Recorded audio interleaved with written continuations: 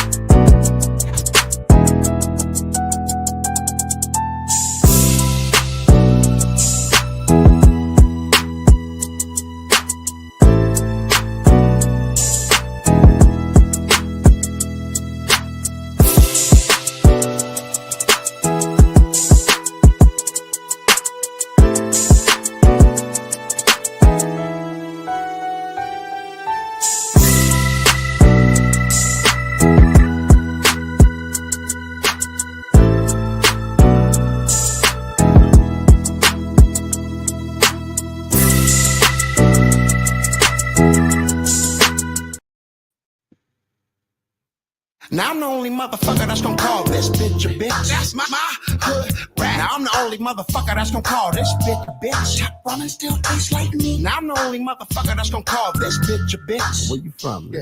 Come on. Now I'm the only motherfucker that's gonna call this bitch a bitch. Top running still tastes like me. She said free. What you want to clown for? She said you knew me when I was sitting out yeah, but you all grown up now. Chop, chop, chop, do it. Sugar free, scissor hand.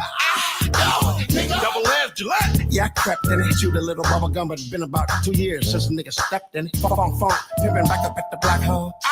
Yo, niggas, what you want? I said, y'all still doing the same shit? Come outside just to play. Nigga, please. He said, it's my birthday. I said, it is. He said, what's today? Antennas went up, radar on 10 hut, turn this shit up. Money before pussy, lay up, bust a nut, and then what? I'm a scream when I call. As a baby, money and a woman was put on the ground. Nigga, you seen which one I called. Stuck the hot glue. Bitch, get my money. My mama just died in my arms. I don't give a fuck. Now I'm the only motherfucker that's gonna call this bitch a bitch. That's my hood rat. Now I'm the only motherfucker that's gonna call this bitch a bitch. Top running still tastes like me. Now I'm the only motherfucker that's gonna call this bitch a bitch. Where you from? Yeah. Come on. Now I'm the only motherfucker that's gonna call this bitch a bitch. Top running still tastes like me.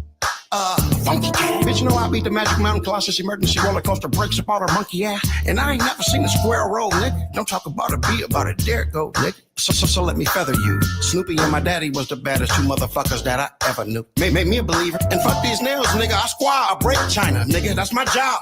The nigga did this from seed and liable to win it. He watered it, gave it some sunshine, but denied to trim it.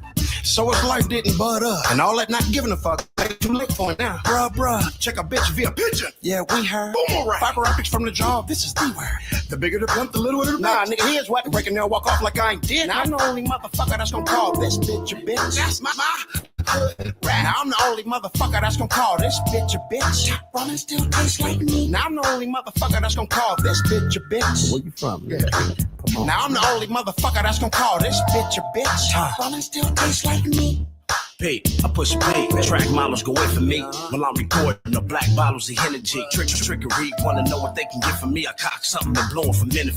Feed the tender key. And on my G's, man, I always been the west side. Fucking these suburban bitches to the east side. Just dropping them off in the 7 tray, cut out. Get they moms a hug, get my dickies with the butt out. I pull off beating, about to light it up. I see another rider, he got to line it up. 1 lick, 2 lick, 3 lick them on. Up against the street, get the chirping in the bone.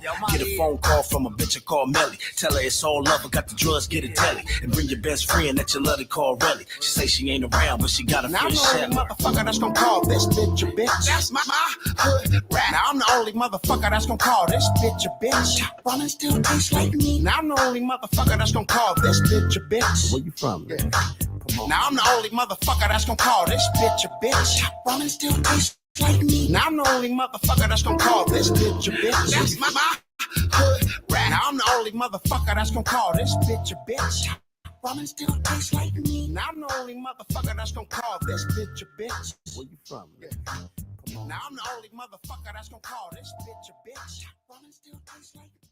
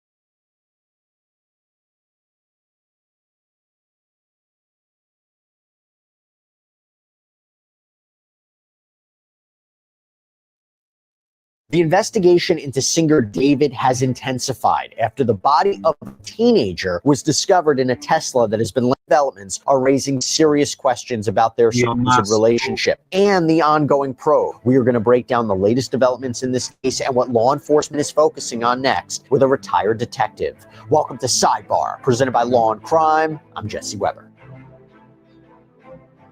The investigation into Houston-born singer David, D4VD, real name David Anthony Burke, continues to widen after the body of 15-year-old Celeste Rivas Hernandez was found decomposed in a Tesla reportedly registered to him.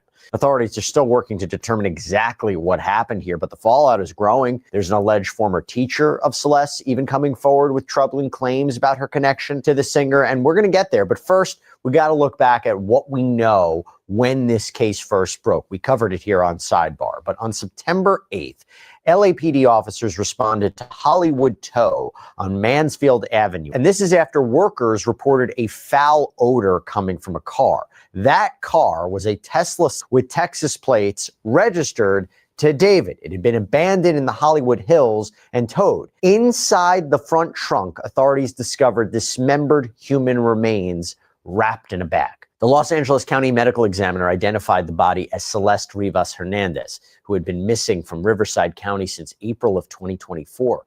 According to reporting from KTLA, the Cybertruck had been there for about 5 days. The medical examiner's office said that Celeste's body was badly decomposed and appeared to have been in the vehicle for an extended period of time. Now, Celeste's cause of death was listed as deferred, but around the time that she went missing in 2024, there were rumors that circulated that David was dating a teen girl named Celeste. This is according to screen captures of messages that were posted in 2023 in chat rooms, namely Discord. Now, Celeste, who had just turned 15 the day before her body was found, was remembered by family as a wonderful daughter, sister, cousin, and friend. Her brother previously told NBC Los Angeles that she disappeared after leaving the family home to see a movie with David. Reports also noted a striking detail that Celeste had a tattoo on her finger reading "shh," and multiple photos showed David with a nearly identical tattoo on his hand. Now, in the past week, both of David's remaining U.S. tour dates, San Francisco and Los Angeles, were canceled, along with All right, for those tuning in, this is a entertainer. He has been jammed up with a 15-year-old. He's a 20-plus-year-old entertainer. Girlfriend underage. Found dismembered. The story gets deep and deep and deep. Subscribe to Law and Crime Network. 5 creepy new details in dismembered teen found in D4 VD Tesla's case. at least 9 European shows that were listed on Ticketmaster, including an October 1st stop in Norway. A scheduled Grammy Museum appearance in Los Angeles was also pulled from the venue's website. His label, Interscope, later told TMZ that all promotion for David, including his deluxe album release, was being paused. And David, by the way, was also the face of a new collaboration between Hollister and Crocs. But he was scrubbed from the campaign just days after it was launched, according to the New York Post. Now, a spokesperson previously told NBC News that David was cooperating with authorities, but to be clear, there's no formal arrests. Now, investigators are digging deeper into this case. We are too. And for that, I want to bring on a special guest. I want to bring in Matthew Irvine, who's a retired detective and law enforcement instructor. Thank you so much for coming here on Sidebar. We really appreciate it. Thank you for having me, Jesse. So based on your experience, how do police, by the way, when they're dealing with, and I wonder if this is a big issue in LA, but how do police deal with prioritizing cases when you have a celebrity, a famous person linked in some way to a crime? How do they deal with that? Well, ideally, there really shouldn't be any distinction based on the fame or wealth of the person implicated in a crime, whether they be the accused or the victim. In reality, there are always pressures that are brought to bear on investigators, be it from within their agency or from the media or the public. And the challenge for the investigator is to remember, as Harry Bosch says, everybody counts or nobody counts.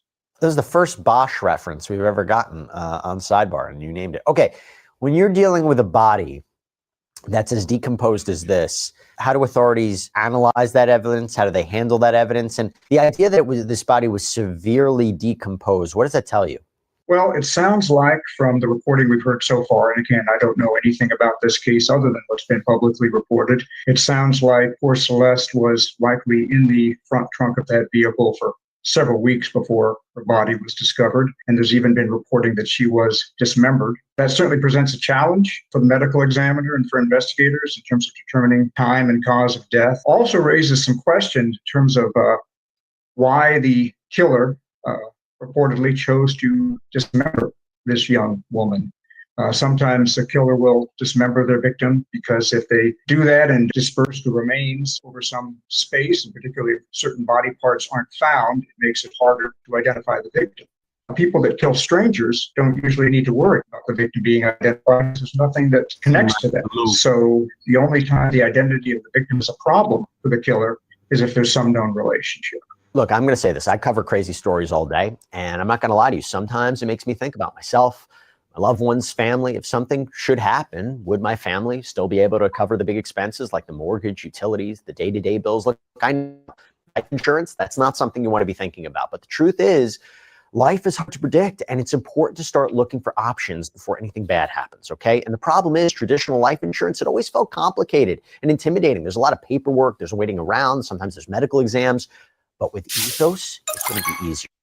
Ethos is an online platform that helps you get life insurance in as little as 10 minutes. It's completely online. There's no medical exams. You just answer a few health questions. And what really stands out to me about Ethos is how fast and affordable it is. You can get same-day coverage without ever leaving your house. And some policies start as low as $2 a day that is billed monthly. You can even get up to $3 million in coverage, and you can customize a plan that works for your budget. The way I see it, It's all about peace of mind, right? Knowing your family has financial security, that makes all the difference. So protect your family with life insurance through Ethos. Get your free quote at ethos.com/sidebar. That's ethos.com/sidebar. Also, Matthew, someone would have to have the means and the opportunity to dispose of a body in this fashion and be able to deposit the body in this car. That, I wonder, is that something investigators are looking into? How can someone have the ability to do something like this? Who can have the means, the opportunity to do that, right? Well, we have to kind of keep the Occam's razor principle in mind. I mean, this vehicle was registered to David Burke. It was apparently towed from across the street from a home that he was renting. So the simplest theory would be that this crime happened in or near the vehicle. Across the street. David or somebody close to him with access to the vehicle. That said, as an investigator. Yeah, I told you that. I told you the vehicle had been sitting in the parking lot. I mean, outside. It had been sitting out there on the street for like 4-5 days. So it got towed. Yeah, so it got towed, and then. Oh, so the body was already in the vehicle. Right. Oh, wow. Send that nigga to jail. Yeah, and they And he talking about he got stolen. Yeah, I mean, this shit. How the fuck your deep, car man. gonna get stolen and it winds up across the street? That's some bullshit. Yeah, this shit get real deep. It get real deep. You know what I'm saying? The fact that she was found dismembered and all this old weird shit, man. Like, you know. Your car got stolen across the street from the tow yard. Nah, fuck that. Hey, did you send Johnson the link? Yeah, you could send them you can send them one too, but yes, I believe I sent it to him. Mm-hmm. Man, that's some crazy shit, man. Like I say, this is somebody's daughter, man. That's fucked up. Yeah, I don't agree with none of that shit. You know, but from my understanding, he had parental consent. Like, I guess her mom, people knew about it, so they didn't really press no. You know, they didn't take it no further, whatever the case may be. But for him to be this, you know, this callous, man, you know what I'm saying, and allow her to get fucked up like that, you know. But allegedly, she was pregnant. Man, he gotta know what's going on.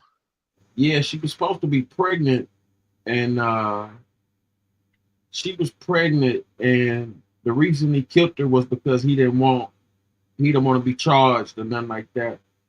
I'm not gonna say he killed her, but he know who killed her. Well, that's what I'm saying. The reason allegedly, allegedly, it's all alleged. You know what I'm saying? We don't really know. But they said she was pregnant. Yeah, they were saying that not on this episode, but I heard on another article or whatever, they were saying that she was pregnant, and that was like the main reason to kill her. I mean, for her to be killed, so he wouldn't have to face any prosecutions for getting her pregnant. Because that when you under like 17, 16, when you under 16, 17 or something like that, you gotta show like who's the father or something like that. Yeah. You know, they gotta be shit like that. So. Wow. And how long she been at the yard? Oh man, I would say maybe weeks. She probably had been dead maybe about 2 weeks before they found her. 2 weeks to a month or so before they found her. Oh, I No, thought they said. no, I take that back. No, she was dead for months. No. Yeah, I thought they said up to a year. Yeah, something like that. She was dead almost a year, something like that. I think. So why in the fuck with the car at the tow yard for a year? Motherfucker gotta claim it. But what was he expecting? The body to just decompose and become a skeleton? Shit. Ask him. So he canceled his tours and all that shit. Yeah. Well, I wouldn't say he canceled them. They got, there's no way he could show face on some shit like this. Yeah, for real. Yeah. So, Well, I'm not gonna he put say. himself. Well, allegedly, how the fuck my car gonna get stolen? You gonna find my female in the car across the street. So when the car got stolen, did the police pick it up from somewhere or no? No, the car wasn't. It was. I don't think it was reported stolen. I told you the car Yeah, was yeah. just. He reported the car being stolen. I don't know. I was told that the Yeah. car was. I was told the car was outside in the Beverly Hills, on the street on Beverly Hills or whatnot, where the houses are in the hills, and it was out there for like 4 or 5 days. They had it towed. And I guess the car had just been sitting there. But I heard he said the car was stolen. Mm. But she was dismembered, right? Yeah, she was dismembered. Why in the fuck would you dismember a person? Unless you're going to do the dismember to throw the police off. Make it look like it's a Colombian hit or something. You know what I'm saying? That's some cold shit, man. That's somebody's child. I mean, it's fucked up. For real. Whoever's behind this shit, I hope they find it. Didn't you say he was scrubbing some tennis shoes? Yeah, I'm gonna show some of that later. Yeah, he was when the police was coming to his, coming to his residence or something. They had him on camera on the doorbell or whatnot. They had him up there cleaning up her shoes and shit. So those probably shoes she was wearing. Possibly. Man, this is crazy, bro.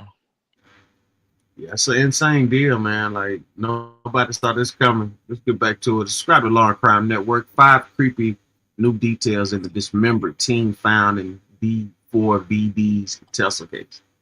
We have to keep in mind until the investigation is complete and all the facts are in that we don't know yet all the facts. We need to think about what we don't yet know. And as an investigator, while you want to trust your intuition and the wisdom of your experience and your common sense, we have to remember that just because you did 100 of these cases and it always turned out this way and the answer was X, in this case, the answer could still be Y. So we have to keep an open mind. But certainly there's a lot of publicly available information that seems to point to the involvement of David Burke in the death of this child. By the way, what causes decomposition and how quickly does it happen?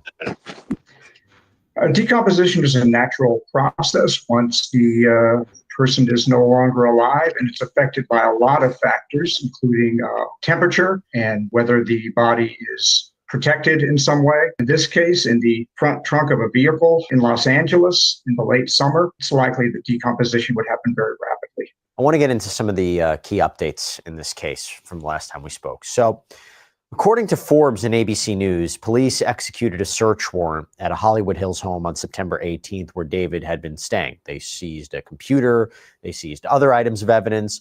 Sources told the Los Angeles Times that David had been renting the home, which the LAPD confirmed to Forbes was on Doheny Place. That's not far from where the Tesla was reportedly abandoned. And Matthew, actually, let's just start there.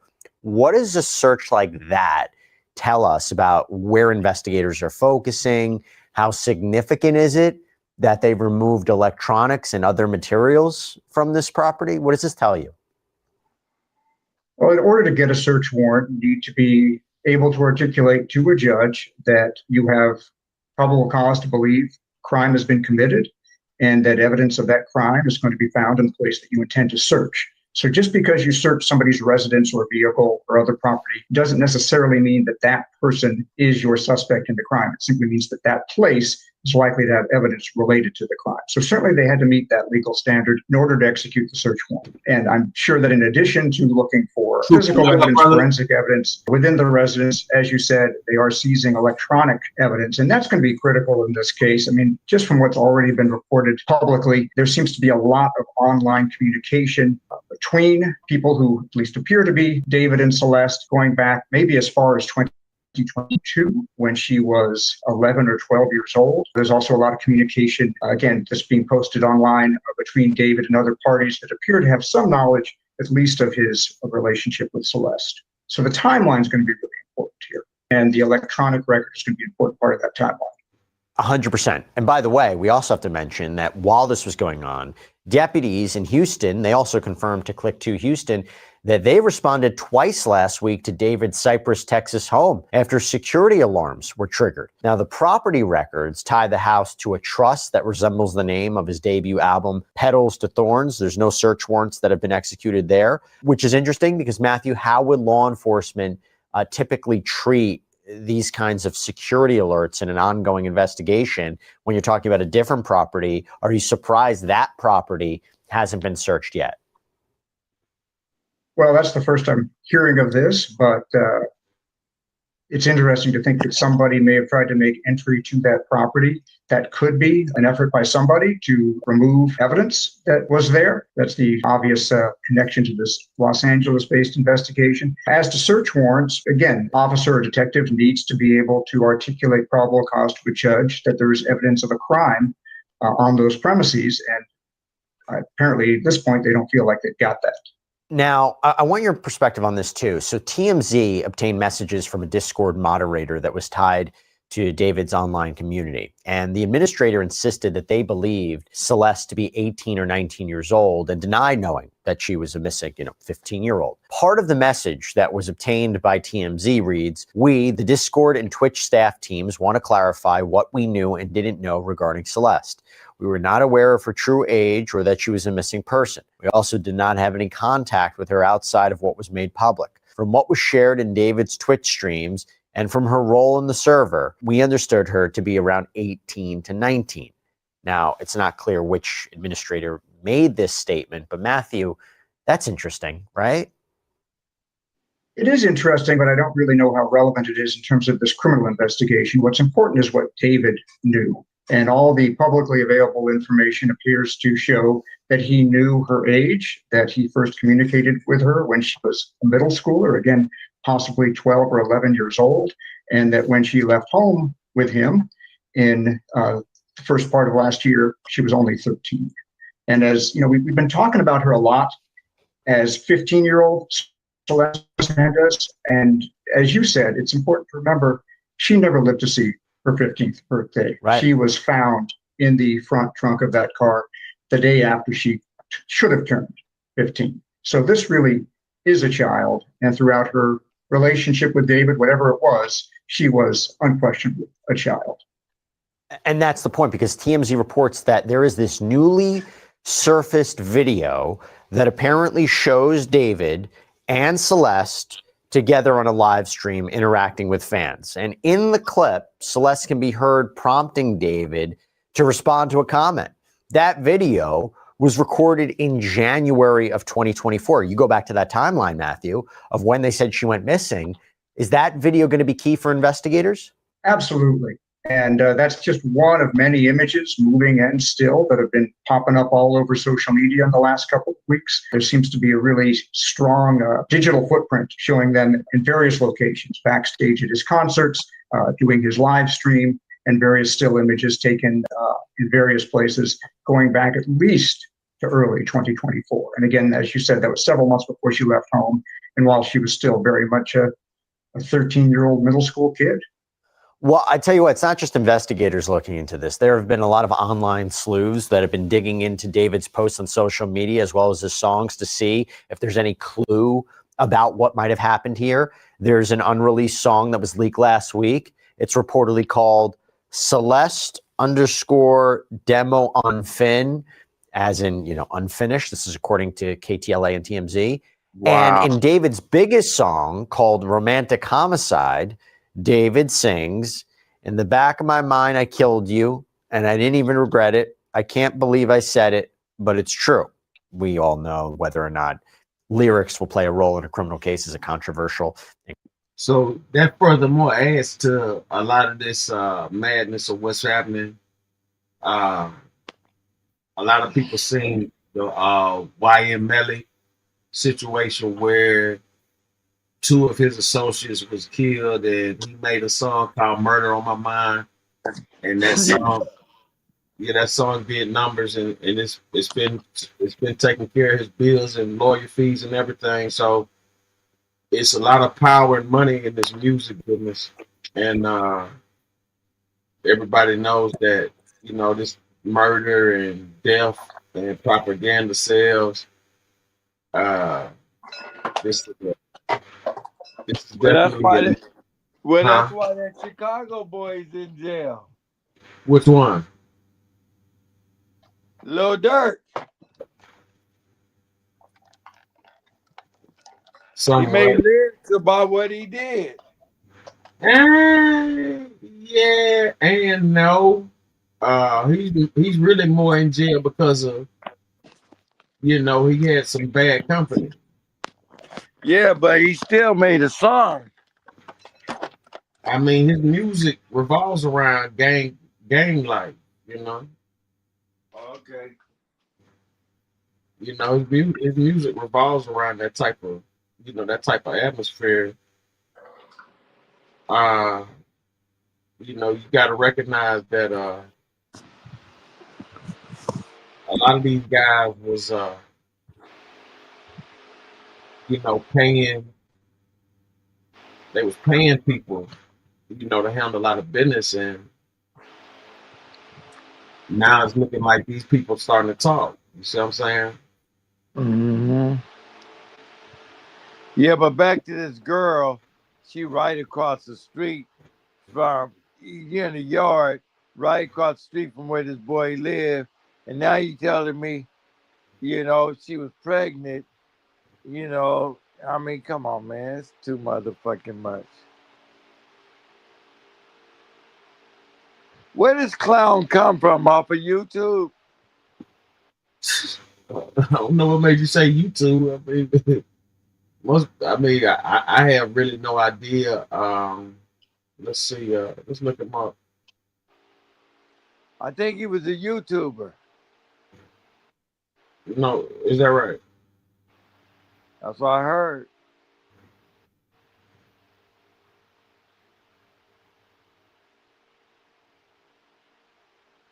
Uh, it says David Anthony Burke, known professionally as D4VD, is an American singer and songwriter.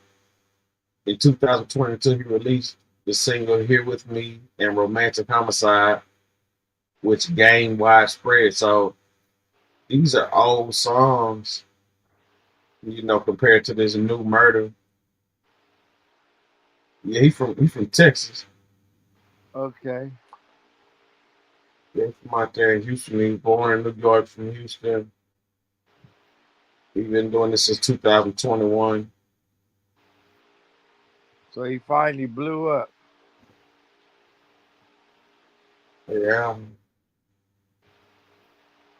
It says in late 2025, Burke became subject of a major controversy following the discovery of 14-year-old Celeste Rivas Hernandez decomposed remains in an impound Tesla registered in his name. A property occupied by Burke was searched by Los Angeles Police Department and his world tour well, his future releases were canceled. Man, if he go to jail, them vatos gonna eat his ass up. You think so? Hell yeah.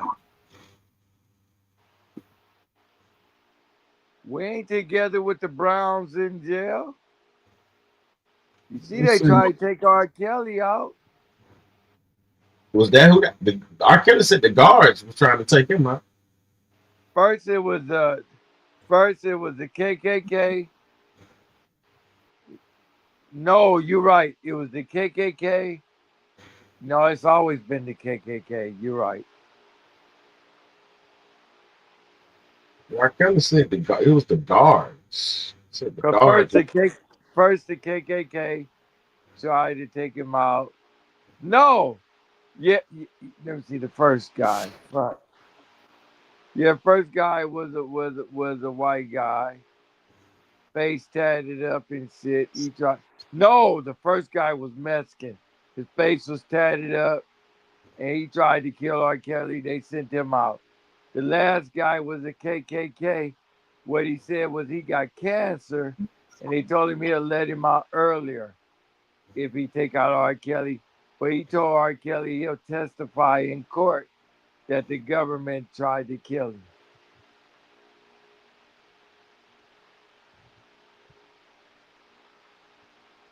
Mhm. He told R. Kelly that.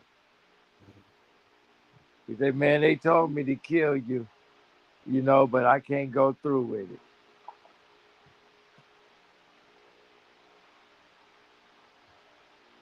What was it? What was it?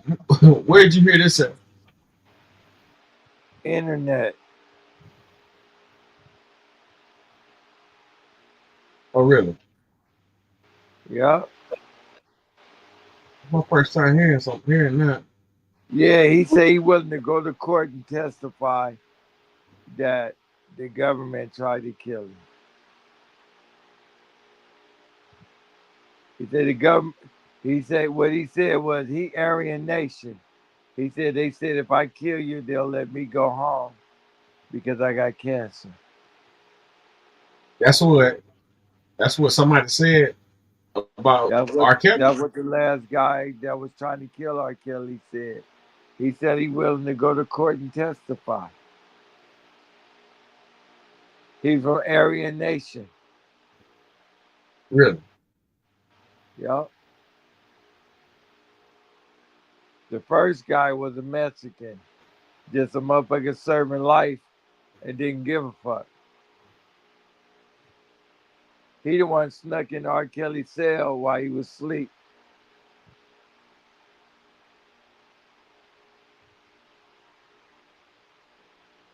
That's new news. That's new news. We're gonna get back on that. We're gonna touch back on that. Let's get back to it. Subscribe to Law and Crime Network. And constitutional issue as well. Just putting that to the side, though. In a 2022 interview, Forbes reports that Burke had said that those lyrics are figurative, saying, I didn't kill her physically, but in the back of my mind, she died.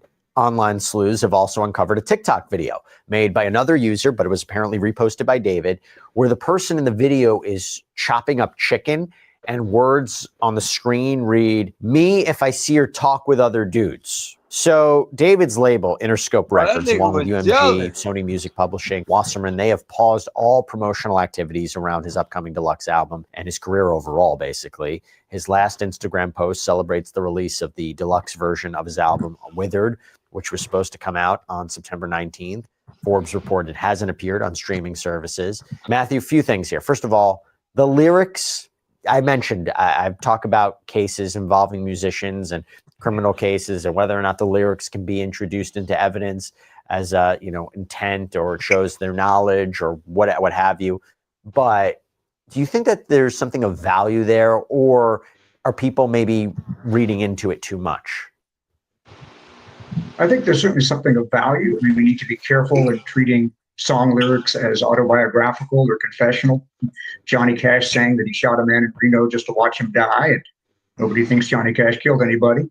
But as you said, it's the totality of what he is putting out there, not just the lyrics to Celeste or Romantic Homicide, but the posts of chopping chicken. There's another post that had to do with jealous rage when he finds out she's had prior relationships.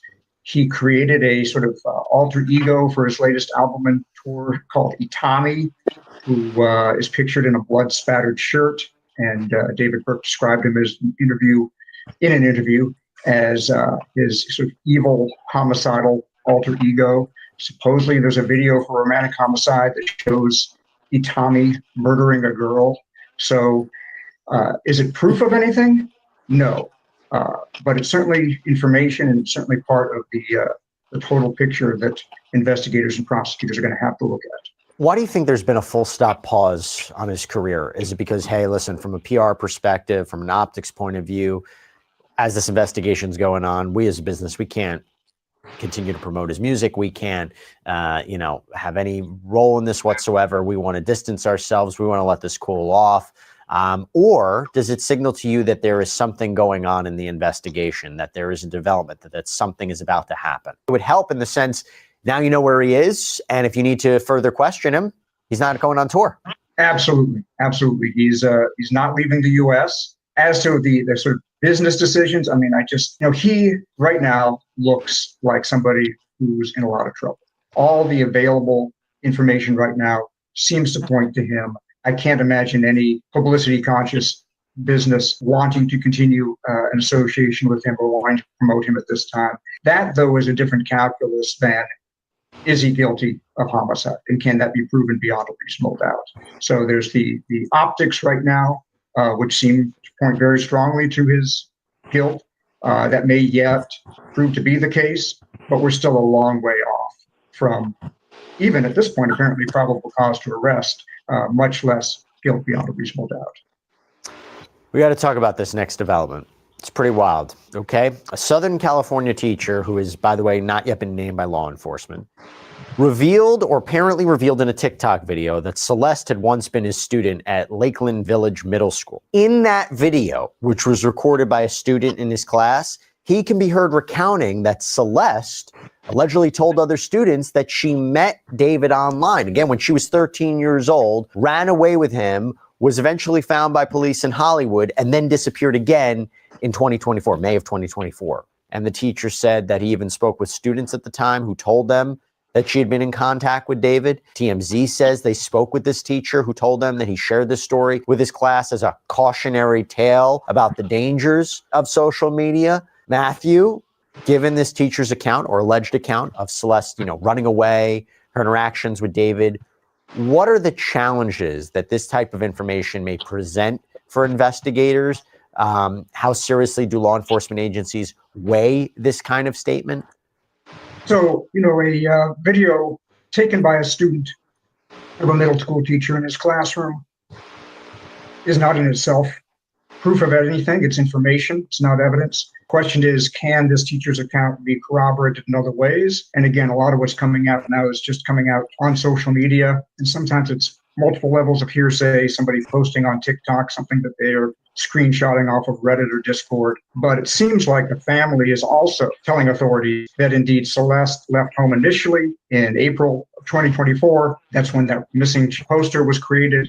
It describes her as leaving home, last seen wearing Hello Kitty sandals, that she came back for about a month or so, and that she left again in May, and that she was last seen by the family going someplace with David. So if that is indeed what the family is saying, as has been reported, that would jibe exactly with what this teacher is alleging. And that is useful information for authorities when it's not just alleged, but also corroborated. And the fact that this information surfaced on social media, does that affect how investigators handle it? It's funny, in trying to educate myself about this case, I realize that most of the up-to-date and detailed reporting is on social media, on Reddit, on Discord, on TikTok, on Instagram. And that is a challenge for investigators because these are new media formats, quite frankly. A lot of robbery homicide detectives are middle-aged people like myself who aren't really savvy in these newer forms of media. So I would absolutely hope that there is attached to this investigation somebody who is a lot more social media savvy and probably, frankly, a whole lot younger than me, because that's really what this investigation is going to have to include in order to really stay on top of all the leads.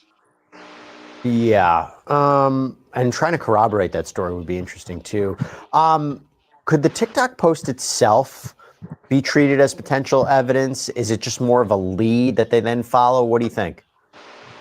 It's all potentially evidence. Again, the question is, can it be verified? Can it be corroborated?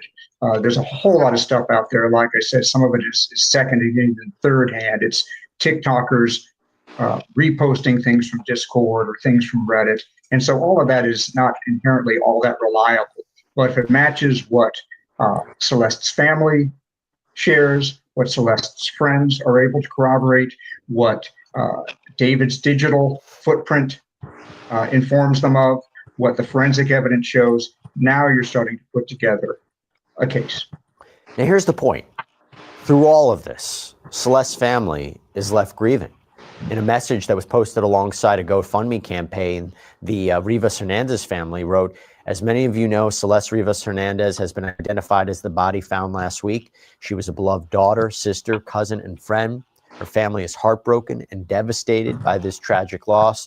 They are seeking help to lay her body to rest. Any funds you are able to donate are greatly appreciated." Matthew, do you think an arrest is imminent here? I mean, we started this case off by there was a question of whether or not they were even able to identify the human remains. It came from the tattoo. They were able to ultimately identify this body as belonging to, as that of Celeste. Do you think that there's going to be an arrest soon? I can't speak to the timeline of an arrest. I would say this, that the men and women in LAPD's robbery homicide division are the best at what they do. They're handpicked from an agency of 9,000 or so officers. In terms of the urgency to make an arrest, is there a public safety risk here? There doesn't appear to be. Is there a flight risk here? Apparently not. As you said, they know where he is, and he's not going to be able to go anywhere. So the caution would seem to be the best course of action here. This is a case that you want to put together rock solid, bulletproof before you make an arrest. And I imagine that's what the folks in robbery homicide are doing. I also wanted to thank you for saying what you did about the Rivas Hernandez family, because we are, as a society, fascinated with true crime, and that's understandable. They're often fascinating cases, but we're only able to tell these stories. We only hear these stories because, as you said, somebody has been terribly harmed, and the people that love them are grieving. And so we need to keep that in mind and not aggrandize or mythologize the people that do this harm, but instead keep our focus on the victims and the people that love them. I appreciate that. This is a tragedy. This is a real loss. They are experiencing it each and every day. And let me tell you, as the investigation continues, and if there's an arrest, the legal process begins, that pain only gets worse, because now they have to live through it and they have to learn more details about the crime. And that's really, really tough. But at the same point, we're trying to amplify it. If people have information, know something, that's what investigators need at this point. And even like we talk about something like the teacher, will that play into evidence? Will that be a factor? Will that be part of the investigation? We shall see. Matthew Irvine, thank you so much for taking the time. Really appreciate it. I loved having you on. We'll make sure to have you back. Thank you very much. I appreciate being on. And that's all we have for you right now here on Sidebar. Everybody, thank you so much for joining us. And as always, please subscribe on YouTube, Apple Podcasts, Spotify, wherever you should get your podcasts. You can follow me on Instagram or X. I'm Jesse Weber. New details just released about the identity of the person found wrapped in plastic discovered in the trunk of a singer's car. We're breaking down the latest and where the investigation stands now, as the singer's rep maintains that he's fully cooperating with the investigation. Thanks for joining us on Law and Crime.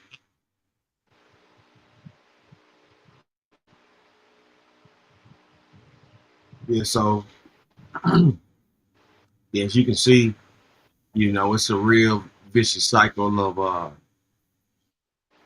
a lot of interference going on with this. I don't know how he's gonna beat this,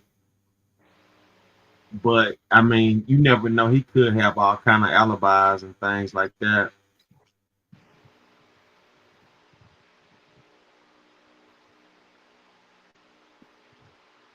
Let's get back to it. Law and Crime Network. Decomposed body of teen girl found in singer's trunk identified. I'm Elizabeth Milner. Investigators say the remains were of a 15-year-old girl who was reported missing last year. But even with this new lead at this time, police are keeping tight-lipped if they have a suspect or a person of interest. Earlier this month, employees at a tow yard in Hollywood noticed a strong odor coming from one of the cars. The smell was so strong and foul, they had no choice but to call police. When officers arrived, that's when the startling discovery was made. A body was wrapped in plastic and dumped in the vehicle's trunk. When investigators dug into who that car belonged to, they learned it was registered to the singer David, whose real name is David Anthony Burke. Officials say that the car was towed from the Hollywood Hills after someone reported it missing. Investigators believe that the body was put in the trunk about 5 days before it was towed to the impound lot. Now, initially, we didn't know much, including who was the victim. Did the victim have ties to the singer? Was the singer a person of interest or a suspect? We're still waiting to learn more. But now investigators reportedly identified who the victim is. We're learning this week that the Los Angeles County Department of Medical Examiner ID'd the victim as a 15-year-old girl named Celeste Rivas. According to LAPD, the victim was 5'2", had wavy hair, and a tattoo on her right index finger that says shh. She was found wearing a tube top, black leggings, an earring, and a yellow metal chain bracelet. According to a report by TMZ, though, the singer David also had that exact same tattoo on his right index finger. But that doesn't necessarily equal murder suspect. It might be an odd coincidence, especially with other celebs like Lindsay Lohan, Rihanna, and Lily Allen sporting the same tat. Here's what else we know about 15-year-old Celeste. Her mom told local reporters she had been missing for more than a year. Her mom said when she saw the news of the body found in David's Tesla, it was suspicious to her because her daughter's boyfriend's name was also David. Little is known at this time about the events leading up to Celeste going missing. According to a missing poster, she was last seen on April 5th of 2024 in Lake Elsinore, California. That was when she was 13 years old. She was last seen wearing gray pants, a black sweater, hat, and Hello Kitty sandals. Attorneys for the singer say that he continues to cooperate with the investigation. While authorities haven't publicly said that he is a suspect, that hasn't stopped some people from jumping to their own conclusions. Some eagle-eyed fans pointed to David's previous songs as some kind of clues or messages, like Romantic Homicide, for example. His lyrics include, "In the back of my mind, I killed you, and I didn't even regret it. I can't believe I said it, but it's true. I hate you." Now, that song was released in 2022, 2 years before Celeste went missing and 3 years before her body was discovered. But again, it didn't stop some people from speculating. Then, in another report from TMZ released Wednesday, the singer professed his love to someone named Celeste in an unreleased song. According to the report, those unreleased tracks included the lyrics, "Oh Celeste, the girl with my name tattooed on her chest." Okay, so here you have admission of relationship and things of that nature. I mean, clearly it was definitely some type of relationship going on here with these guys. This wasn't some make believe scenario. This was a real live situation. I hate that it had to end like this. Nobody knows the real deal. Like I said, speculations out there. Allegedly, she was pregnant, and he didn't want to have to face any jail time. And you know, yeah. Smell her clothes like cigarettes. I hear her voice each time I take a breath. I'm obsessed. The other verse included the lyrics, "Oh Celeste, afraid you'll only love me when undressed, but you look so damn gorgeous in that dress. Missing you so much makes me depressed, but I digress because." Now, according to the report, that song was leaked in December of 2023, just months before Celeste was officially reported missing. And it's important to note, no official confirmation Celeste in the leaked song is the same Celeste found in the car. Companies like Crocs and Hollister pulled their marketing campaigns after Celeste's body was discovered too. In a joint statement, the brands wrote, "We are aware of this developing story. With respect to the current situation, we have removed campaign content featuring David while the investigation continues." According to a previous report by TMZ, it was police who told David that there was a body inside his Tesla because he had no idea what was going on. But it's still unclear how the car registered to him ended up in a tow lot if it wasn't even reported missing. Again, the singer's rep says that he has been cooperating, but we learned today he's pausing his current world tour. According to TMZ, he was supposed to hit the stage in Seattle for a concert, but sources tell the outlet that concert was canceled and the rest of his tour is on pause. Following the latest in the investigation, ABC 7 Eyewitness News reports a house close to where the Tesla was abandoned was searched. Dozens of investigators were reportedly seen taking a computer and other items from a home in Hollywood. Some homeowners told the news outlet they remembered seeing that Tesla for a while, either parked at the house where police conducted their search or at other spots on the same street. But as of this recording, he isn't named as a suspect, and no criminal charges have been filed against him. So the mystery and investigation continues. I'm joined now by retired FBI agent Colin Schmidt. Colin, thank you so much for joining me. What's your reaction to this latest development as the medical examiner says that the body found in the trunk was a 15-year-old girl? Well, it looks like it's a terrible, terrible tragedy for that 15-year-old girl's family, is obviously the victim. And the fact that she was found in a trunk, it indicates that there's some level of foul play with this. And it's only going to get more interesting and probably more tragic as the story comes out. And I think probably, the biggest part of this story is that the car that the victim was found in was registered to a very popular singer. And we know that the singer is cooperating with the investigation, and officials haven't named him as a suspect or a person of interest. But in your opinion, with the information that we know now, do you think that he has anything to do with it? Well, the problem is for whoever did this, Tesla is nothing more than a rolling supercomputer. So it's going to have all kinds of information in there when they get and when the engineers get in and get all the data. So I'm confident they're going to know exactly what happened in a very short period of time. And then the fact that there's such a close connection between the decedent and this rapper, it's only going to get more interesting, like I said, as far as what really happened. And it's interesting, too, kind of the circumstances as we're learning more, because the victim's mom even told police that she got suspicious it was her daughter because her daughter also had a boyfriend named David. Do you think that that's just a terrible coincidence? And also, we're learning that they both had this tattoo on their index finger with the letter sh written on it, kind of similar to a lot of other celebrities, especially kind of in the millennial era, who also had that same tattoo. But do you think this is all just a terrible coincidence? Well, unfortunately, in violent crime, there's no such thing as a coincidence. It's a coincidence is actual circumstantial evidence. So all these data points are starting to point towards this rapper. We don't know what his role was, and if indeed he did have anything to do with it, but it does appear that there's some sort of culpability that this rapper is going to have with this girl's death. And where does the investigation or investigators really go from here? They know the identity of the victim. The cause of death right now is listed as deferred, but what happens next? Well, the most important piece of evidence is the body. The body tells the entire story.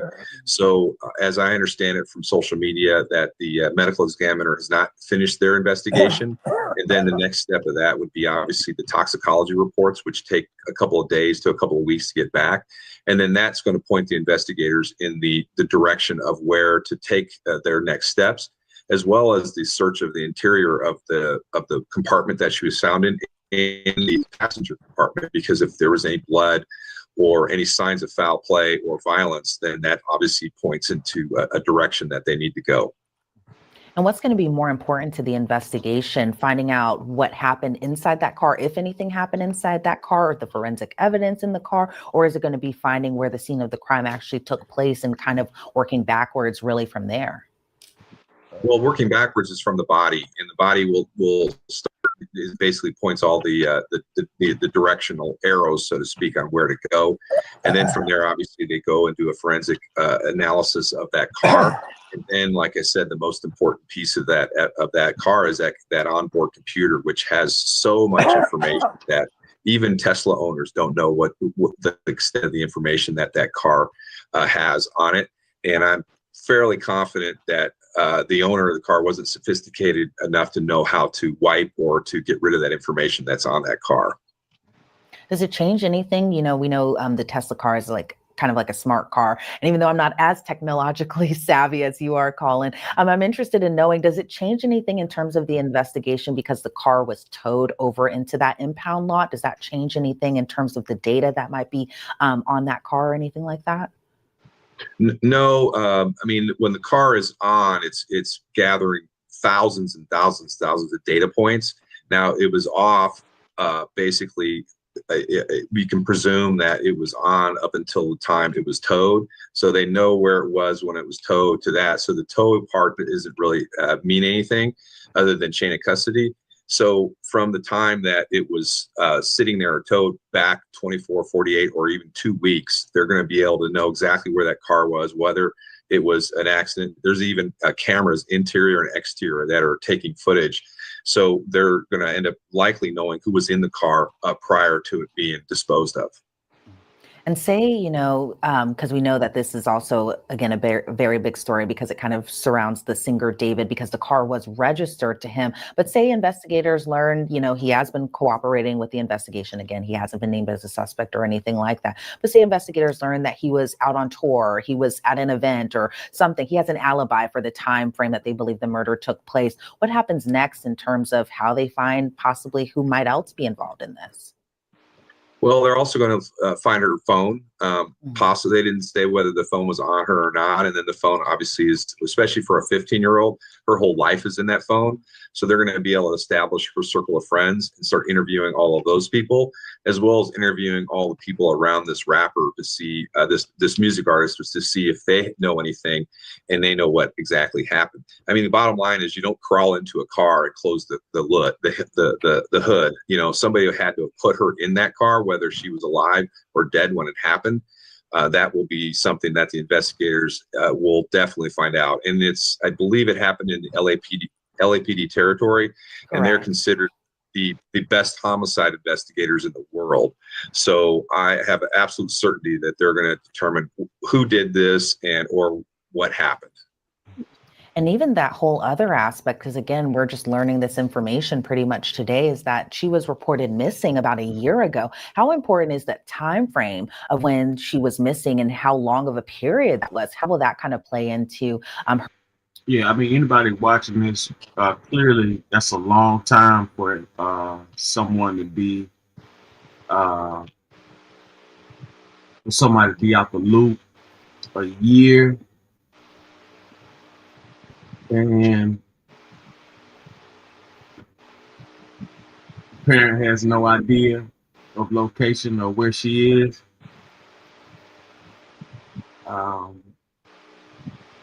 It's definitely odd. Her death investigation.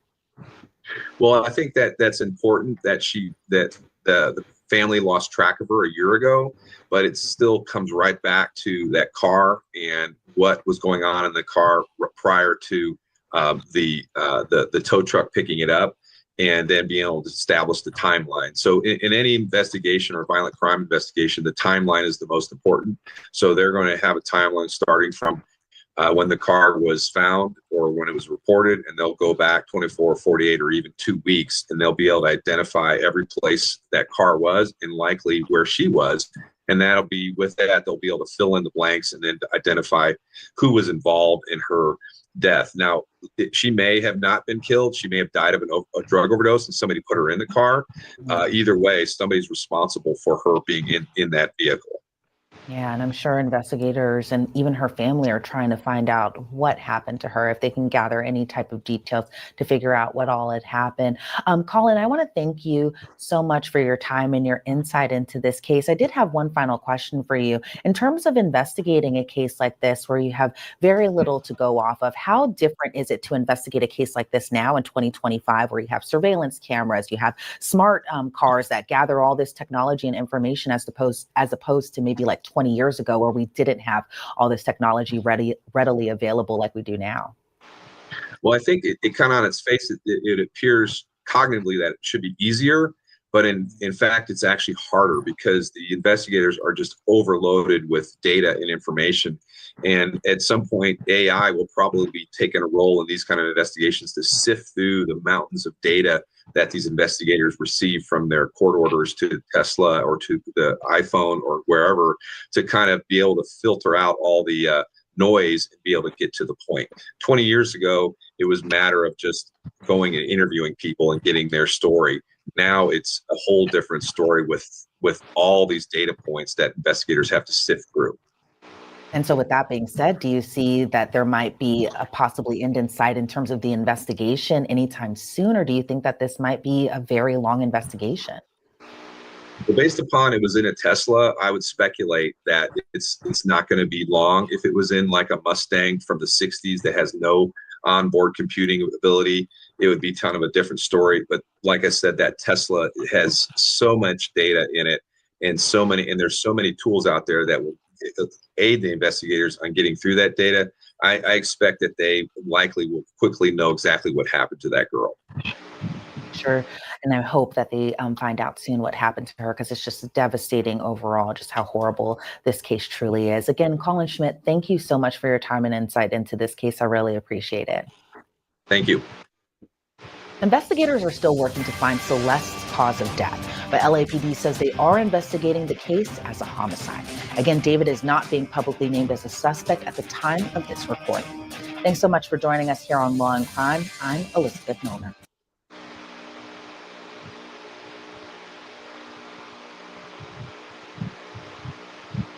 Yeah, so that was an update on the D4VD case. For those just not tuning in, this is the R&B singer whose young girlfriend, alleged girlfriend or whatever, was found dismembered in the vehicle.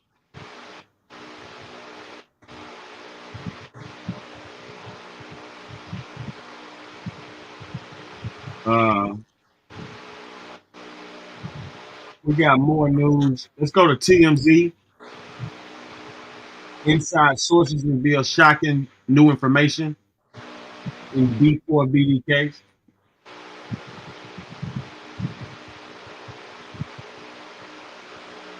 We have some new information connected to this case of the girl who was found dead in the back of singer David's Tesla. Celeste Rivas, the 15-year-old. And Top shots. everything we're seeing, and we know law enforcement is currently working on this, is that her pattern of running away was a real signal to law enforcement that something they're looking at, that she came from what they're calling a troubled home. Right. And we have information about how many times she went missing in early 2024. And it definitely paints a picture of someone who was clearly, for whatever reasons, trying to get away from her home. We know that in early 2024, in January, she went missing. The cops found her in Hollywood, which is interesting because David now is living in Hollywood, but they took her back home where she lives in Lake Elsinore with her family. That's 70 miles from downtown Los Angeles, quite a ways. Yes. And so she was home for a time, but then went missing again. And at least 2 more times went missing that spring into summer. And as we now know, when her family lost contact with her in May of 2024, that's the last time her mother had contact with her. We know that because we spoke to her mother last week.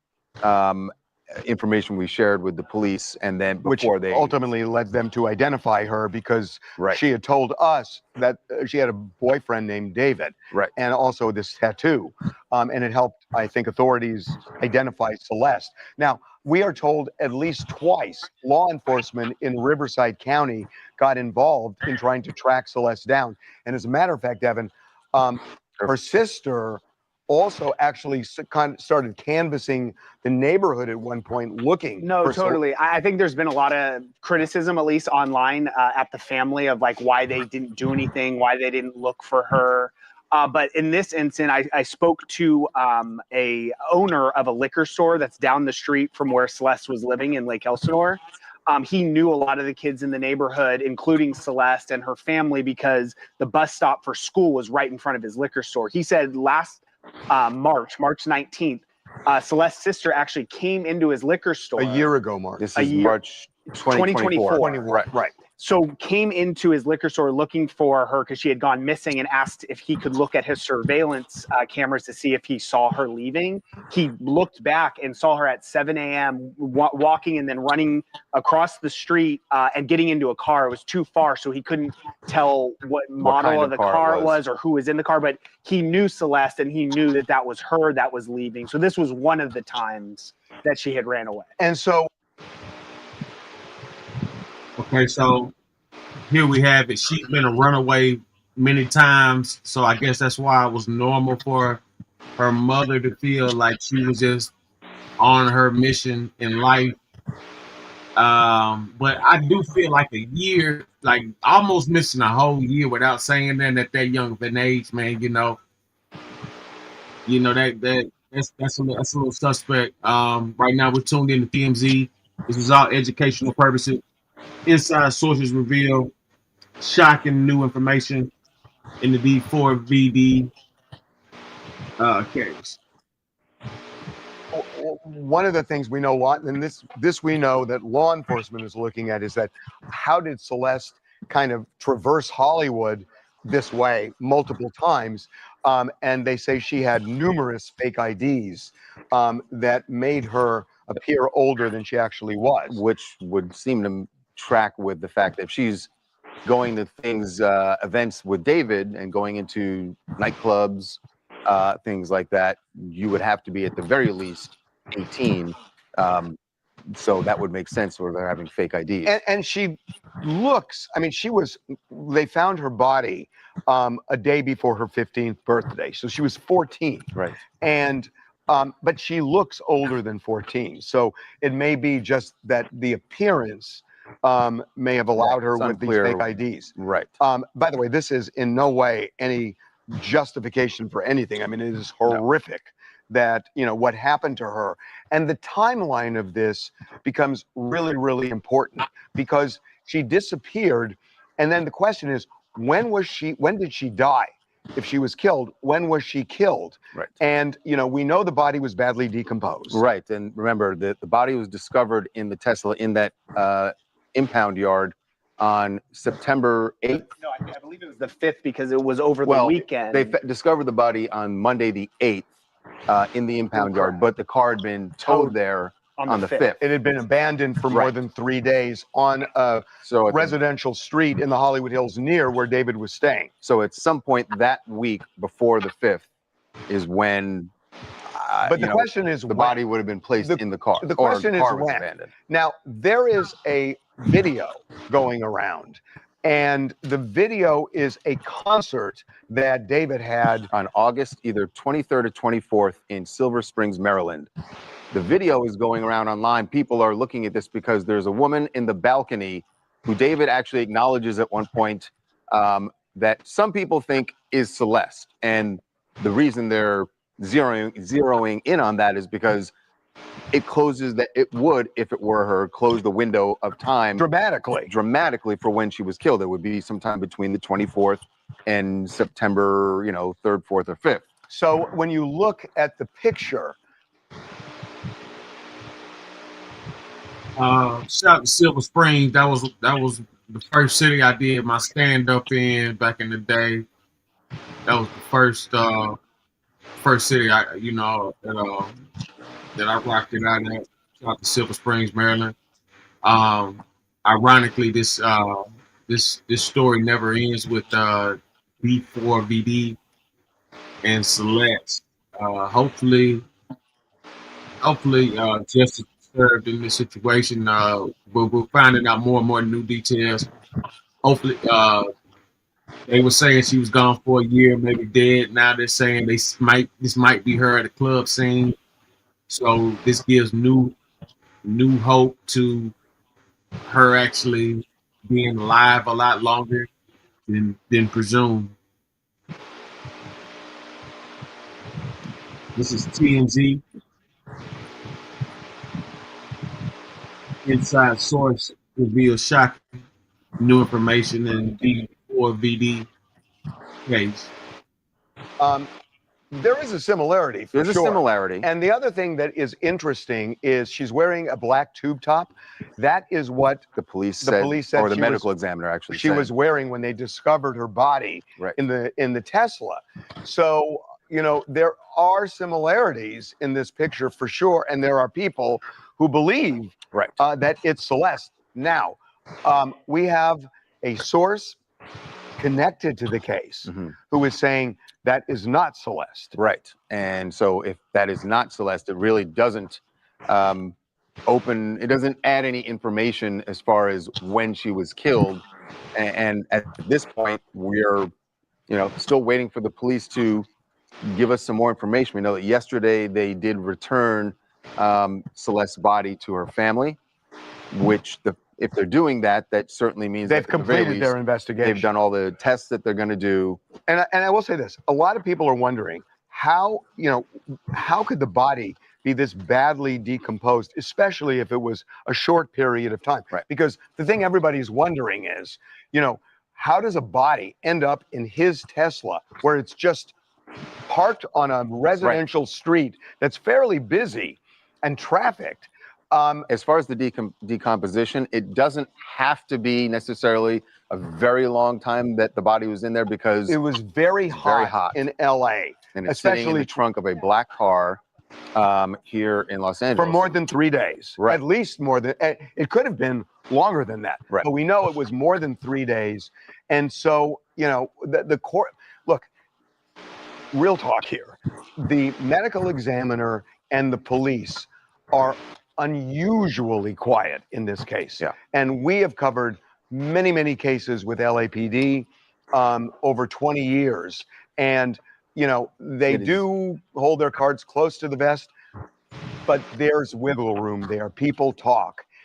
Nobody's talking this time. Nobody is talking. And it's just really unusual how they're playing this case. Yeah, definitely. They have not said yet if they have a suspect. They certainly haven't announced it publicly. That doesn't mean they don't have one, but they haven't announced. But they're not sharing, and it's almost like they want to make sure they have all the I's dotted and the T's crossed, and they're not sharing any. Or they don't know. Or they don't know anything at all yet, which, wow, with all the investigation they've done, that would be really shocking. There are some odd things in this case. Yeah. Okay, we are going to move on. Yeah, shifting gears now to radically. yes, big time, to something Cardi B is addressing that conspiracy theorists have been talking about for a long time, that she is a, quote, industry plant, meaning that someone... Not like a Diefenbachia. No. What did I tell you about that plant? We've talked about it. Anyway, that there is someone in the showbiz industry who wanted her to become a huge thing strictly to go after Nicki Minaj. Now, I know it may sound ridiculous to some people, but a lot of people believe this, and Cardi finally addressed it. Now, she doesn't say Nicki's name in this interview. But she's referring to fighting with someone. Clearly. This is her on the Call Her Daddy podcast. People have made this whole story that I came in the industry to like take over somebody's career or like make them think, but it's like I never thought that. I just wanted to become famous at what I like to do. That's all things. Sometimes people just don't get along with each other, and if they don't get along with each other, it's no more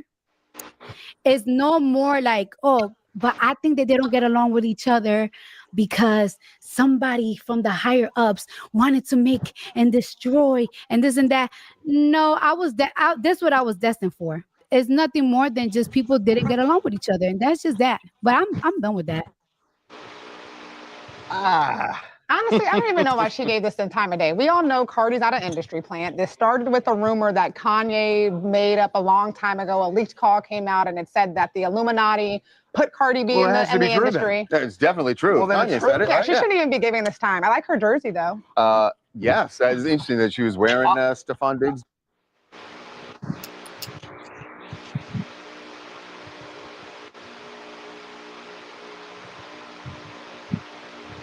Jersey. I just want to get into one thing. I never understood this notion of an industry.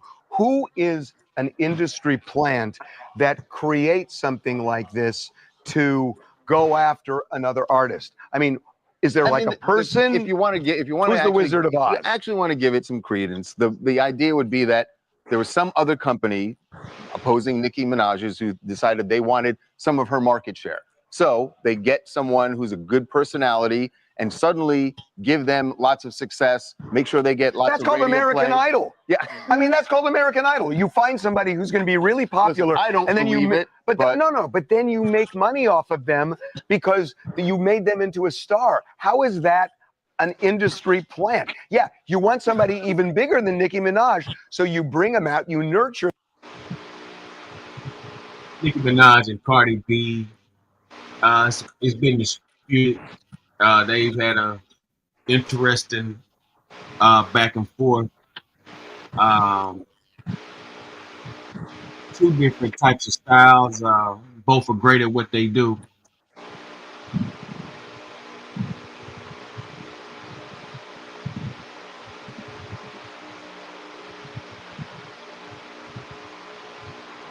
Let's get into some more news here.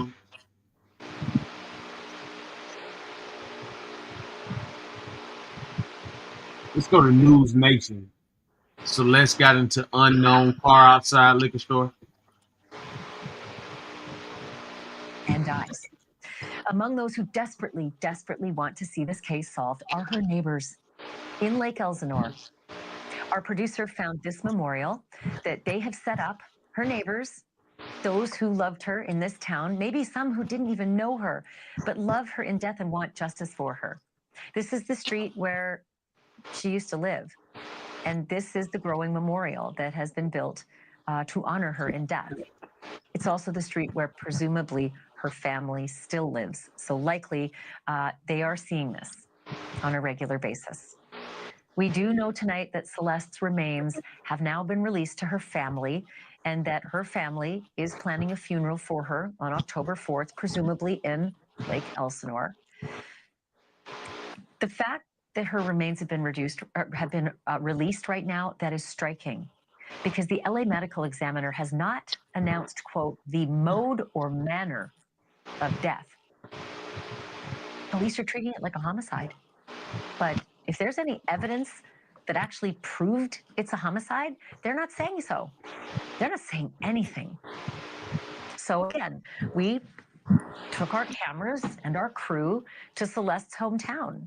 And our producer shot this video of the scenic part of where she grew up, so you can see how beautiful this town is. The views are spectacular.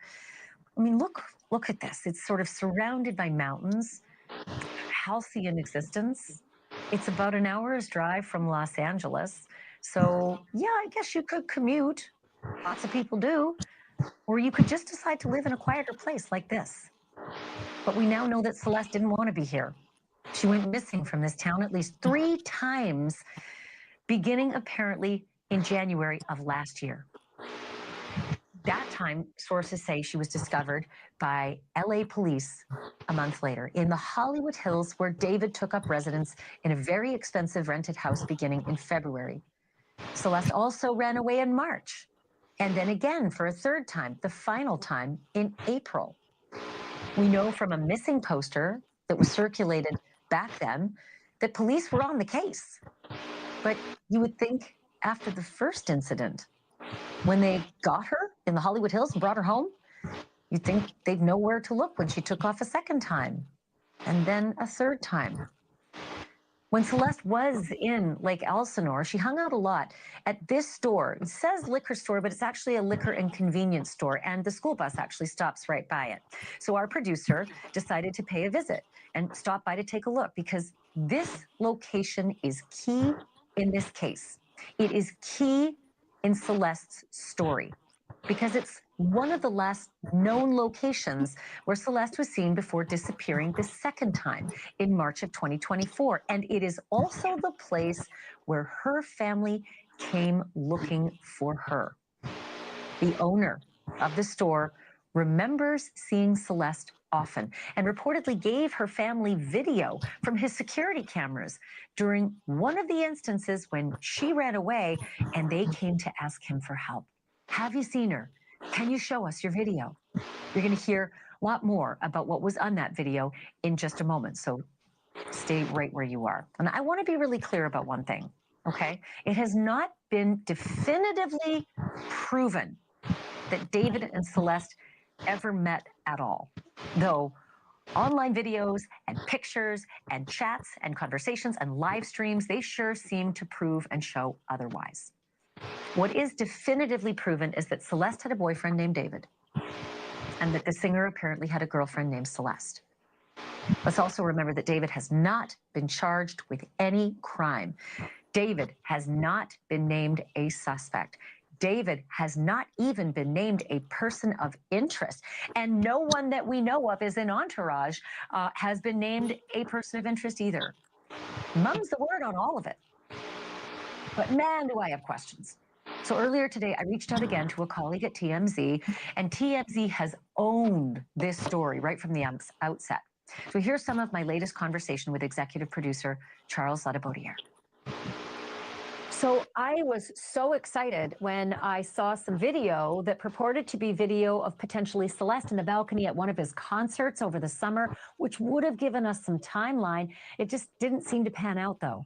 Yeah, you know, I get why people online were really into this video and thought that this was going to be critical to the investigation. There is this woman, the video is David in concert from, it's either August 23rd or 24th. He had two shows in Silver Springs, Maryland. And there's a woman in the balcony who he actually acknowledges, looks up at her.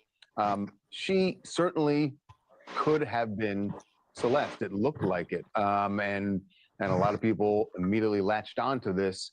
But we have been told by a source that is connected to the case that it is not Celeste, and therefore it doesn't do what we hoped it would do, right? That if this actually were her, then we would know that she was killed within a, roughly 10-day period. At some point during those 10 days would have been when she was killed. There is rampant speculation and theorizing and conspiracy theories online. And a lot of it has to do with pictures that people think are Celeste. And it's really clear to me that there are several different people in his world that look like her. So as you guys can hear, he's not been charged with any kind of crime. What they're doing is just collecting data, collecting information, possibly to prosecute him eventually, no doubt. But at the moment, he's done nothing wrong. So let's get that out there. We don't know what's going on. For instance, the video of one of the songs has a girl who looks exactly like Celeste, the same hair, and it is not her. Her credit has a whole other name at the end of the video.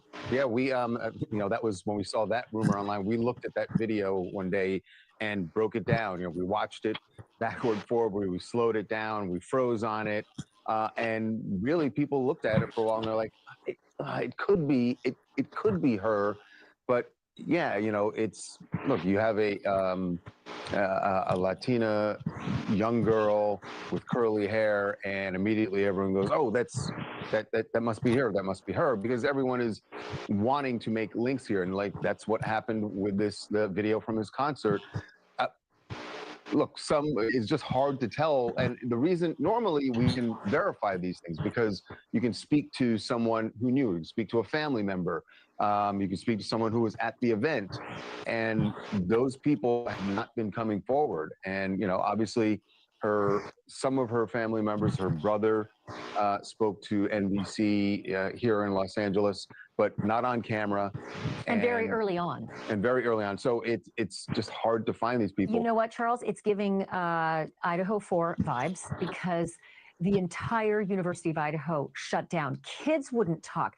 And that's not normal in our line of work. Kids always talk, especially teenagers and older teenagers and 20-somethings, they talk. But in Idaho, nobody, the police, the city, the university, the parents, everybody was locked down by the police and by the administrators probably for good reason. It certainly preserved the prosecution. This might be what's happening here, that the players involved have been locked down by the police and told, do not speak.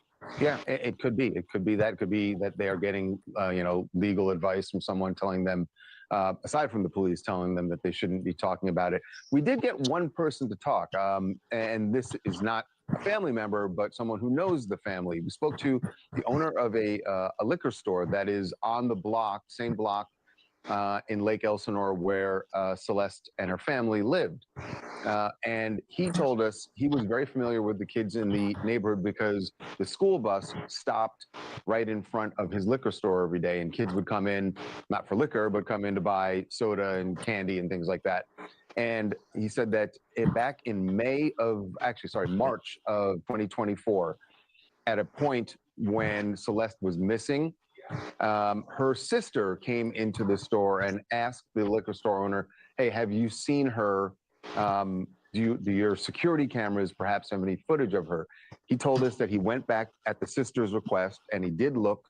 And on March 19th, 2024, he did see her in front of the store, go across the street and then down the street a bit and get into someone's car. He said by the time she got in the car, it was out of focus of his security camera, so he couldn't tell what kind of car it was or who else was in the car, but he did see her.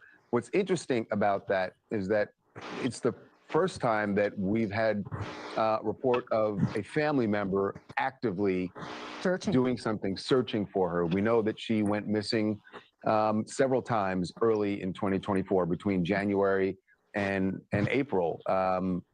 But we were always curious. We talked about it a few days ago. Like, why wasn't the family doing more to try to find her? Let me ask you about the shows in Australia.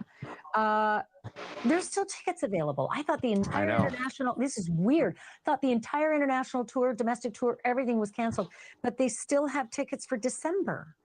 Yeah, it is very puzzling to me, and I don't know if that's just optimistic that David and his management are hoping that by that point, this is all going to be cleared up and he's going to be free to leave the country. They clearly didn't feel like that was going to be the case for his European tour because they canceled those dates in October and November. What can you read into that, right? Can you read into that David has told them, I'm not guilty of anything and this is all going to clear up, so don't cancel those December dates. We just need to let the investigation play out. Perhaps that's what's happened, but it is really puzzling that they have not canceled those dates yet. Thank you for watching. Subscribe below and download our News Nation app right now on your phone, and you will get fact-based, unbiased news for all Americans. All right, that was News Nation. Hit that like button, hit that share button, hit that subscribe button. Right now, let's go to Nancy Grace. See what Nancy Grace talking about. Subscribe to Nancy Grace, missing teen found dismembered in back of Tulsa in Hollywood.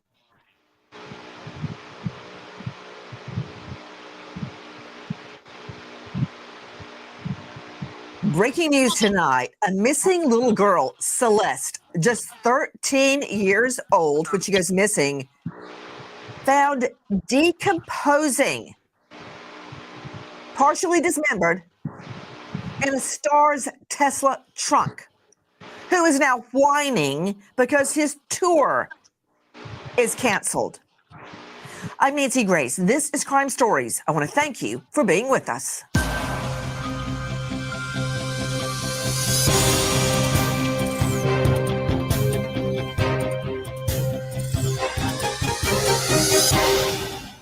Celeste Hernandez, an 11-year-old girl full of life, but also young and naive. When given the chance to chat with an older boy online, she engaged, unknowingly opening the door to a nightmare.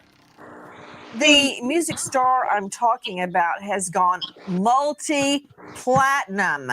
But before I talk about all of his musical success and how much money he's making and how famous he is, can I show you what he just reposted? Okay. Of a guy chopping up luncheon meat. And he says, me, if I see her talk with other dudes. You know, not a good look when your then 13-year-old girlfriend is found dismembered and decomposing in your Tesla. And as I recall, to Israel Salas Rodriguez joining us, senior news reporter, U.S. Sun, not just dismembered and decomposing. I mean, by the way, that video is from @Brian on TikTok. You could smell the trunk as you approached the Tesla. And isn't this true, Israel Salas Rodriguez, that the Tesla was noticed by the neighborhood because it was so dusty and it had been sitting there for so long? My point is, how could somebody put a then 13-year-old little girl in a trunk and leave the car there for weeks on end? How long was that car sitting there, Israel? That's right, Nancy. So the car was reportedly sitting there for weeks in an affluent neighborhood in Los Angeles, the Hollywood Hills. Neighbors complained about a foul odor coming from the Tesla. However, it wasn't until early September when authorities finally impounded that vehicle from the neighborhood. To Moses Castillo joining us out of Orange County, private investigator for the Dordulian Law Group, former supervisor detective from LAPD, and you can find him at MosesCastilloInvestigations.com. Moses, you just heard Israel Salas Rodriguez refer to Hollywood Hills as like, you know, a cushy, posh neighborhood. He's right. It is. Tell me about Hollywood Hills and why anybody would notice a dusty Tesla with dents in it sitting there for a really long time. Not these people. Their cars are all like parked in their 5-car garages. Nobody's leaving a junk car out on the street in Hollywood Hills. Yeah, this is an upscale neighborhood who celebrities are there, you know, all the time, and they care for their cars. And when they see something that's out of whack, especially the odor, I'm just surprised that the initial response didn't cause somebody to open the trunk, because they would have discovered the body right then and there. You know, we're showing you the tow lot where it ended up. That's the last thing you want, is your car ending up in a tow lot. You know, Joe Scott Morgan joining me, professor of forensics, Jacksonville State University, author of Blood Beneath My Feet, and he's a star of a hit podcast series, Body Bags, with Joseph Scott Morgan. Joe Scott, 3 weeks at least, 3 weeks, and the same soccer moms and executive dads, you know, jog by and they're matching outfits and go, wow, that Tesla's been there a long time. What's that smell? Really? 3 weeks? What was going on in that trunk, Joe Scott? Well, what was going on in the truck is advanced decomposition. And let me throw this at you, Nancy. I don't know that the body was always in the trunk. Subscribe to Nancy Gray. This is new details here on the Celeste Rivas Hernandez case with singer D4VD. Clearly, there's foul play going on. Who knows how, when, where, or what is happening? I want you guys to take detail of every show that's being shown, because there are key points and factors here in each one of these. The body may have been decomposing somewhere else, placed in the trunk, which, hey, I've gotten a little education now on these Teslas. They actually refer to them as a frunk, because the trunk is on the front of the car, and the remains may have gotten so foul that they were placed into the car, and then the car removed down the road and left abandoned on the side of the road. So I don't know that we can actually say that her remains had been in there for the entire time. Okay, hold on. I'm going to circle back to you on that, Joe Scott. Israel Salas Rodriguez. Yep. Israel, was the Tesla moved a couple of times when it was sitting out on the street?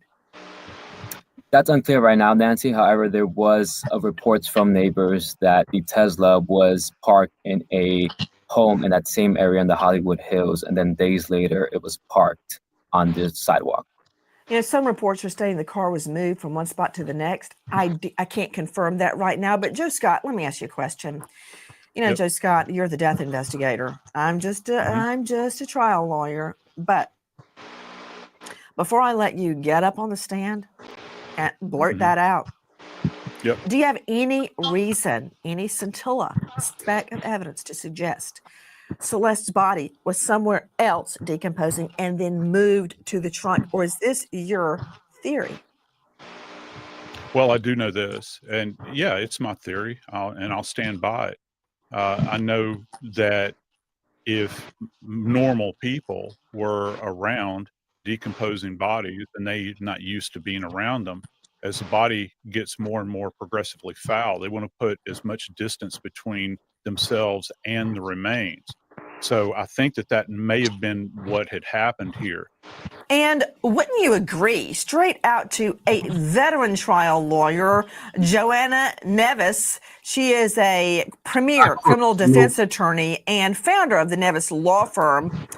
Joanna, I know you don't want to hear this in your capacity as a defense lawyer, but somebody was moving that car from place to place, which goes to intent. Right? If there's a car, a beat up car sitting right in front of somebody's house and it sits there for 2 weeks, they're going to call about it. But if it moves around, it's less likely to get called in. I'm talking about intent to hide the little girl's dead body, Joanna. Yeah, Nancy, I don't disagree with you from the perspective of whoever was driving that vehicle and moving it around may have had an intent, but was my client the person that was moving it around, or does my client have an alibi for where they may have been each time that car was moving with that foul-smelling body in it? So just because it was moving does not put it with the person that I may be defending at the time. Okay, that's a good point. I'm glad you told me that. Now I'm going to try to find a way to shoot down that theory. Guys, let's start at the beginning. We've gotten ahead of ourselves. Listen. Residents in Hollywood Hills grow tired of a dusty 2023 Tesla Model Y with a Texas plate parked on the street for a month and report the vehicle. Days later, employees at Hollywood Tow notice a foul odor coming from the car and call police. Officers discover a decomposing body found in a bag in the frunk of the Tesla. The Tesla is registered in Hempstead, Texas. Okay, that's another red flag. Here we are in Hollywood Hills with all the rich people, and they notice a dusty, dirty Tesla with a frunk, as Joe Scott Morgan pointed out. The trunk is in the front, a little bit dinged up, and it goes from place to place to place within the Hollywood Hills area. Then it gets towed. Nobody comes to claim it. Gee, I wonder why. I think I know why. Listen. Human remains wrapped in plastic, placed in a bag, and hidden in the front trunk of the Tesla are severely decomposed and partially dismembered.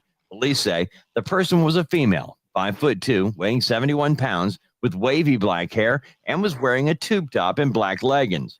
The person appears deceased inside the vehicle for an extended period of time before being found.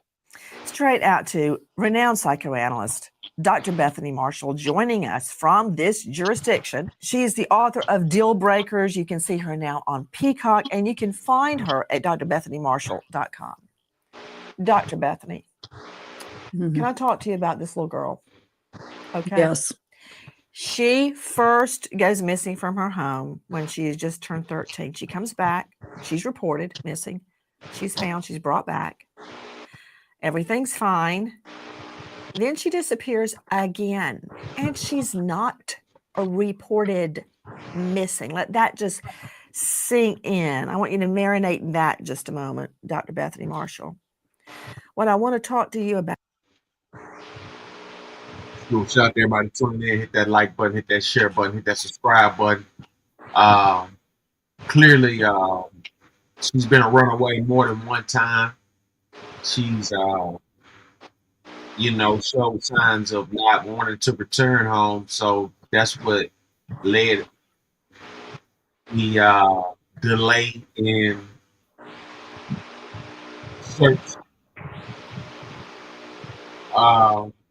As you can see, though, there has been sightings of her, or alleged to be her, in concerts and things of that nature. The way for her to get done and treated like this is unbelievable. We're going to get to the bottom of it.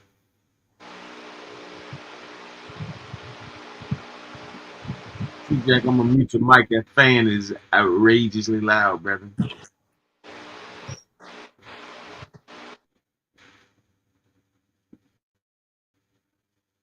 is the mind of a killer that would take a 71-pound little teen girl and dismember her, put her in a plastic bag like she's trash, and put her in the hot trunk of a car. You know how hot it gets in California at this time of year? Now, back time it, she's been in that trunk for weeks. And the person knows it, and they move the car from spot to spot so it's not detected. I mean, come on. I'm calling all ring cams right now. Who moved that Tesla? But the mind it would take to murder a little girl, 71 pounds. She was last seen wearing Hello Kitty sandals. Okay. And put her in a trunk and leave her there.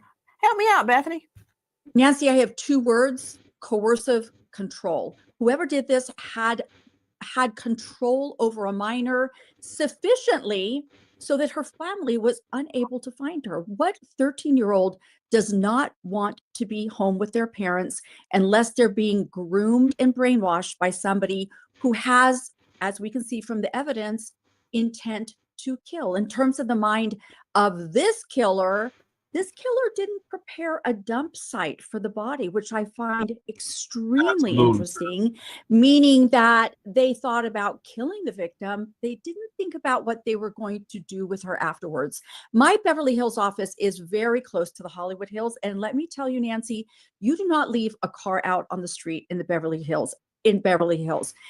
Junk cars are not sitting around. Dirty cars are not sitting around. Dirty cars are not driven through the streets. So the fact that this perp left the car there, not thinking that somebody would notice, this is somebody who doesn't feel he or she is going to get in trouble, doesn't have a conscience, feels that this girl belonged to him, that he was going to get away with this.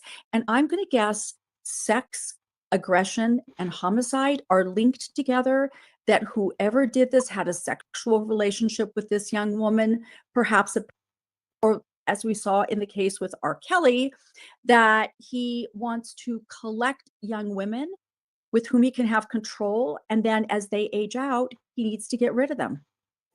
I just don't know how you connect murder and dismemberment and putting her in a bag to roast in a hot car with sex. Okay. That's your world, not mine. I am trying to find out who did this, prove it, and get a conviction. That's what I want. Nancy, there's so many cans of worms here. Why wasn't she reported missing the second time? Just what? I'm sorry, what? Somebody who takes control of a 13-year-old, removes her from her family, is going to have a fixed sexual interest in children and girls, and particularly children that they feel they can have control over. You know what? She's got a good point too. Joanna Nevis, who is a veteran criminal defense attorney, founded the Nevis law firm. Joanna, she's got a point. Now, you dodged, you know what? Did you play dodgeball in college, Joanna? Because you're really adroit at this. You dodged my first one, my first torpedo to the defense here. It was a pretty good dodge too. But could you tell me any reason, Joanna Nevis, that an adult would have a child, whatever reason, what he wanted to foster her? He wanted to expand her horizons, help her get her grad degree, give her piano lessons. What? Help me out here. Why else, if it wasn't for sex, would you keep a 13-year-old girl? Yeah, Nancy, I think that we're talking about 2 different situations, right? Do we have the same person with the same set of circumstances? Are we talking about an inappropriate relationship with a child, or are we talking about dismemberment and murder? If somebody is culpable for one thing, it does not necessarily mean that there is direct evidence and proof that they are culpable for the next. And so I think we can't conflate those issues without more. And definitely the prosecution and law enforcement, as they're investigating it, are going to have to take the time to explore all of the facts and supporting evidence to tie an inappropriate relationship with an actual homicide. Joanna Nevis, it's amazing. Okay, forget the dodgeball question.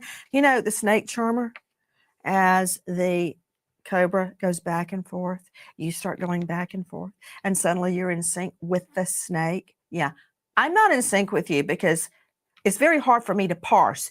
Gee, did the kill her, or did the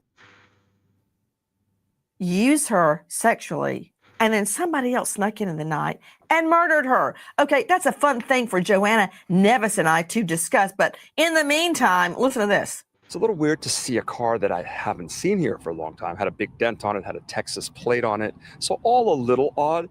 One neighbor says the distinct looking Tesla was parked on the street for some time in front of the house that was searched, and later in 2 other spots on the street. The vehicle stood out because it has a Texas plate and a big dent. That from our friends at WABC7. To Dave Mack joining me, Crime Stories investigative reporter. Isn't it true, Dave, that she was so decomposed, she had to be forensically identified? Isn't that true? Absolutely correct, Nancy. Okay, again, Joe Scott Morgan, I'm just a felony prosecutor. Could you explain what that means? I mean, I'm guessing that means that they didn't open the trunk and look at her and go, that's the little missing girl, Celeste. She had to be forensically identified. Yeah, to kind of frame this out a little bit, Nancy, her Celeste measurements, her weight specifically in life, you ready for this, was 120 pounds. The remains that they have are somewhere in the neighborhood of 70. So no, they could not have been able to actually visualize her and say, yeah, this is Celeste. This is who we've been looking for. No, they're going to go at this. I do understand that she has specific tattoos, and they were able to use that. I can only assume her family's involved in this. Put him up, please. Okay, specifically one tattoo, a tiny tattoo on the inside of her finger that says, shh, shh, and you could only see it if that finger was held up. There it is. There's the shh. Now, I just saw another tattoo, and I'd like to see it again. That was the other tattoo on her finger. So mom and dad couldn't see her tattoos. David, wow, David, the musician, and it's on her ring finger. Hello? David, the musician, and it's on a ring finger. But you know what's interesting? Can I see Joe Scott, please? The shh tattoo. What a coinkydink that David, some people look at his name and it looks like D4VD, and he pronounces it David. He has the same tattoo on his index finger. What a coincidence. Isn't that odd, Joe Scott Morgan? Yeah, what else is odd is that a child this age has tattoos. All right. So just let that sink in just for a second. The fact that she does have this tattoo, though, was certainly beneficial as far as getting her remains identified. And listen, you can't just go based upon the tattoo. There are other elements here. We have Look some at that, clothing. Joe Scott. We were just showing her with the ring on her ring finger. That's on her left hand. When she goes missing, she's 13 years old. Listen to this.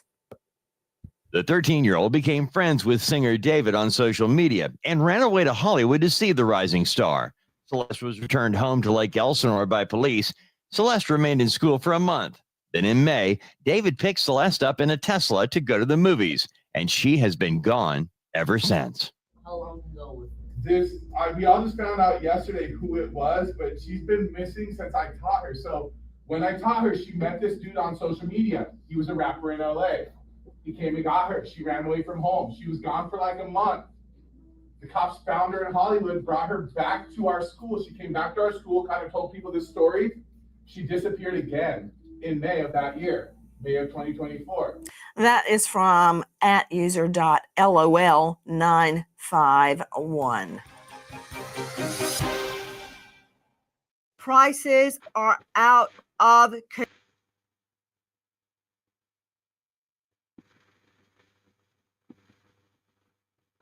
Salute, shout out to everybody tuning in. Hit that like button, hit that share button, hit that add button, hit that follow button, hit that subscribe button. Right now, we're tuned into the update news on Celeste Rivas Hernandez. She was the alleged girlfriend of the singer D4VD. She was found dismembered in his Tesla, in a Tesla. She was found dismembered in a Tesla. She weighed 120, 130. By the time they got through with the composed body, she was 71 pounds. So there's a lot of mishap, a lot of betrayal, larceny, and backstabbing. Pay attention, people. Subscribe to Nancy Grace. This is educational purposes here. Missing teen found dismembered at back of Tesla in Hollywood. To americanfinancing.net/Nancy to learn more.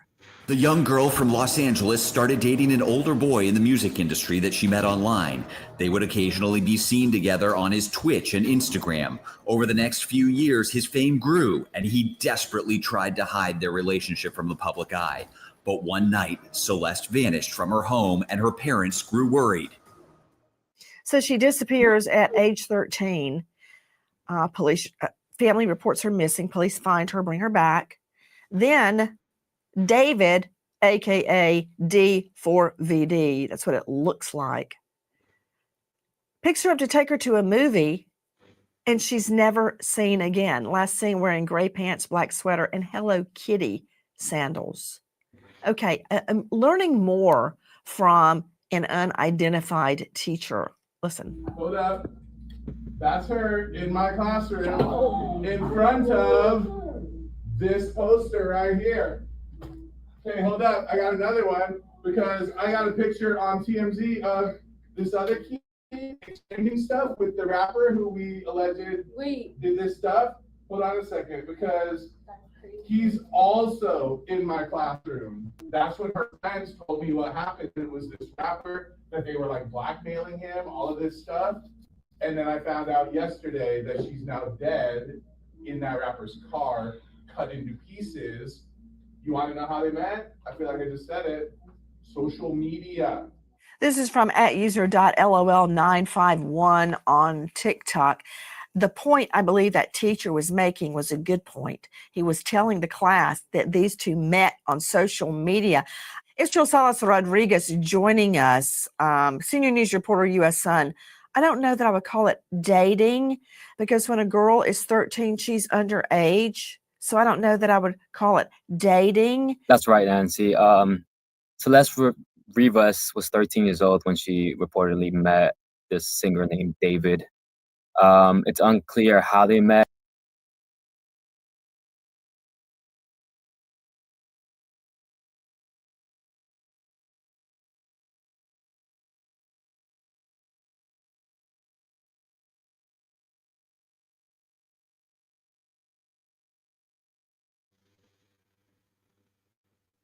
All that's being reported is that they met online. It's even unclear if she attended high school. She was reportedly a student at Lakeland Village Middle School in Lake Elsinore. She was described as a teen who left her parents' home in the past, but would eventually return. And up until May 2024, she ran away again. Israel. But this time she did not return. You know what? You really are something, Israel. She's described as a runaway teen. Okay, so what? She's disposable? A runaway teen. What else about her? Did she sing in the church choir?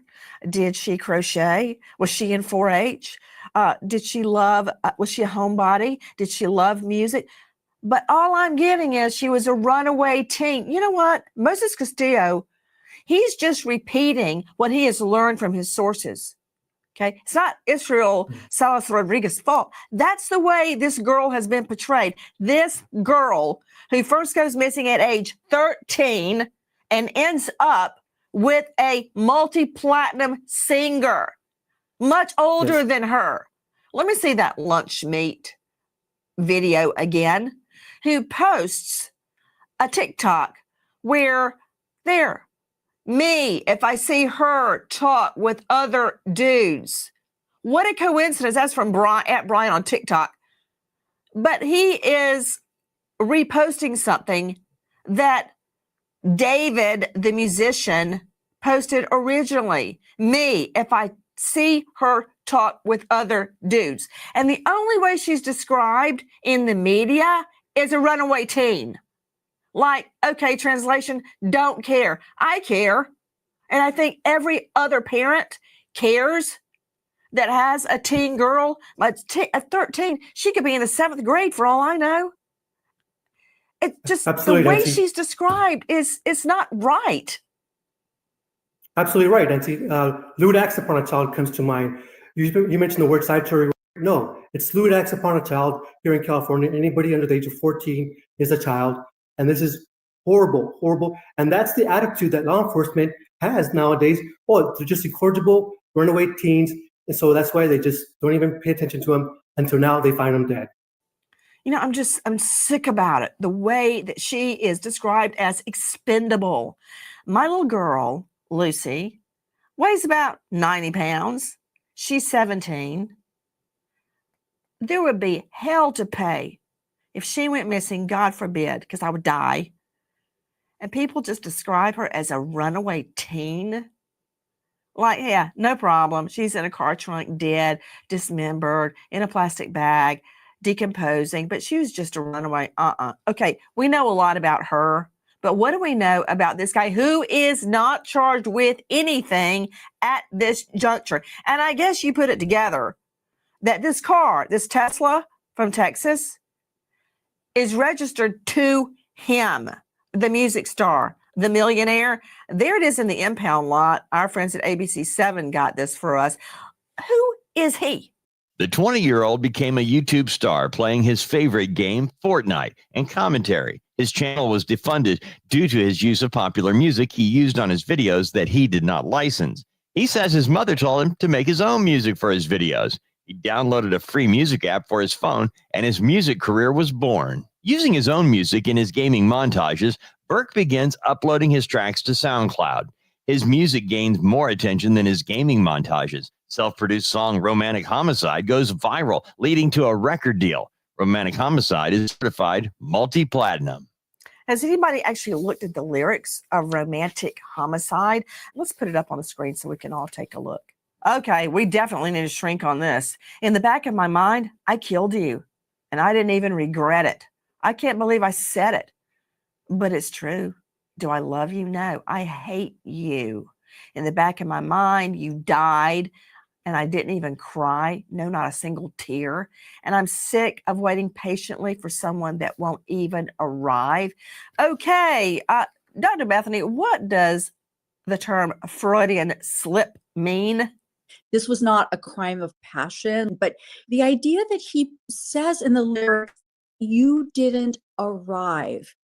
There is an implied accusation that she hasn't shown up for him. The 13-year-old little girl who ran away from home, was lost for a year, shows up in all these social media posts. Her whole appearance changes. She's wearing kind of a scarf on her head that mimics his. She's starting to get the Cassie Ventura look. One of the images you showed, she has, yes, that one, beautiful long lashes, a diamond ring. The fact that she has the SHHH tattooed. No adult should tell a 13-year-old to keep a secret. That's just inappropriate. So these lyrics, it tells me that I'm going to put this along the side, the fact that she disappeared for a year from her family, which tells me that he had increasing control over her. This little girl disappears for the first time when she is just 13 years old, after she goes to meet a musician who has gone multi-platinum. Mm-hmm. And they start talking online. She goes to a concert somehow, hooks up with him, and they start talking online. That's the working theory. He's not charged with anything, and I'm very curious about that decision. Let's hear it all from the horse's mouth. Hello, my name is David. Pronounced David, not D4VD. I'm from Queens, New York. I'm in Houston now. I am a gamer. I love video games. I want to be a professional gamer before music. That's actually what pushed me into music, was getting copyright strikes on YouTube. And I kind of just used my own music in my montages after my mom told me to. I was crying to her about it. That from Genius YouTube channel. Hi guys, Crime Stories now featuring on streamer Fox One, joining us to help solve unsolved homicides, find missing people, especially children, and reignite cases.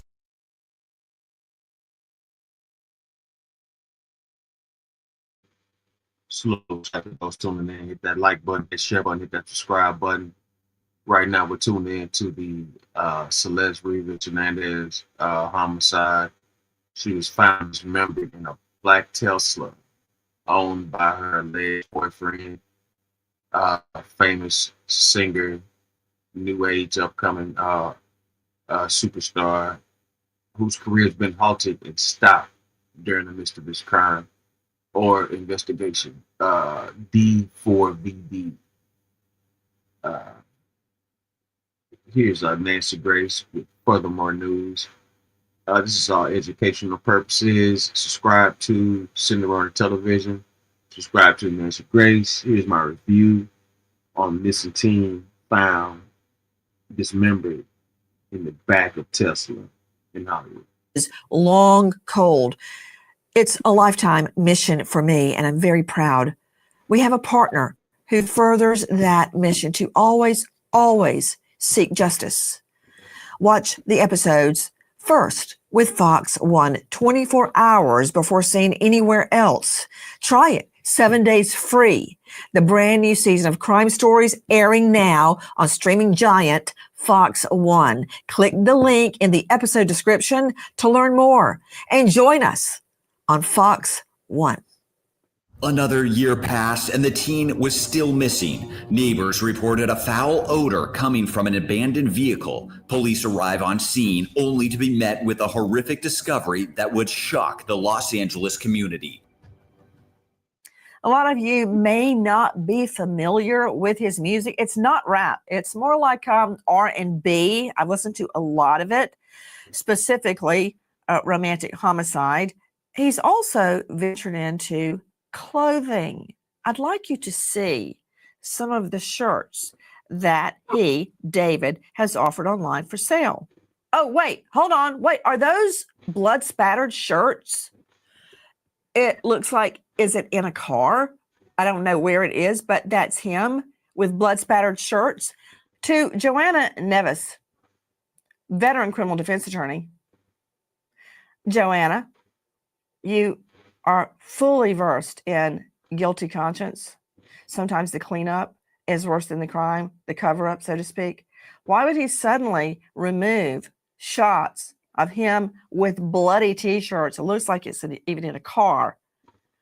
Why? Why would he do that suddenly? You know, Nancy, so many people, especially celebrities, are represented by, what we say, like public relations representatives who will advise them to do certain things so that they can attack things before the damage happens. And, you know, this is somebody who was in the spotlight. He's already being attacked about his lyrics. He's already being painted as the person who is, you know, likely responsible for this because he had a relationship with this person. And he is likely being told that he should take these images down. Although these images are a part of his overall brand, we're talking about creative expression. This person has a moody, gothic brand, but his lyrics are artistic expression. It's not necessarily a confession, and him taking it down is not necessary. I can't wait. I can't wait for you to try that on the jury. This was his artistic expression. And you know, another thing I've noticed too, Moses Castillo joining us, private investigator with the Dordulian Law Group. Moses, have you noticed in nearly every photo of the star known as David with little girl Celeste, he has her covering her face? Have you noticed that? Yes, that's what, you know, as an investigator, I would definitely want to talk to him about all these lyrics and all these things that came before her body was discovered. I would argue he's having her cover her face because she's underage. What more do we know about this guy?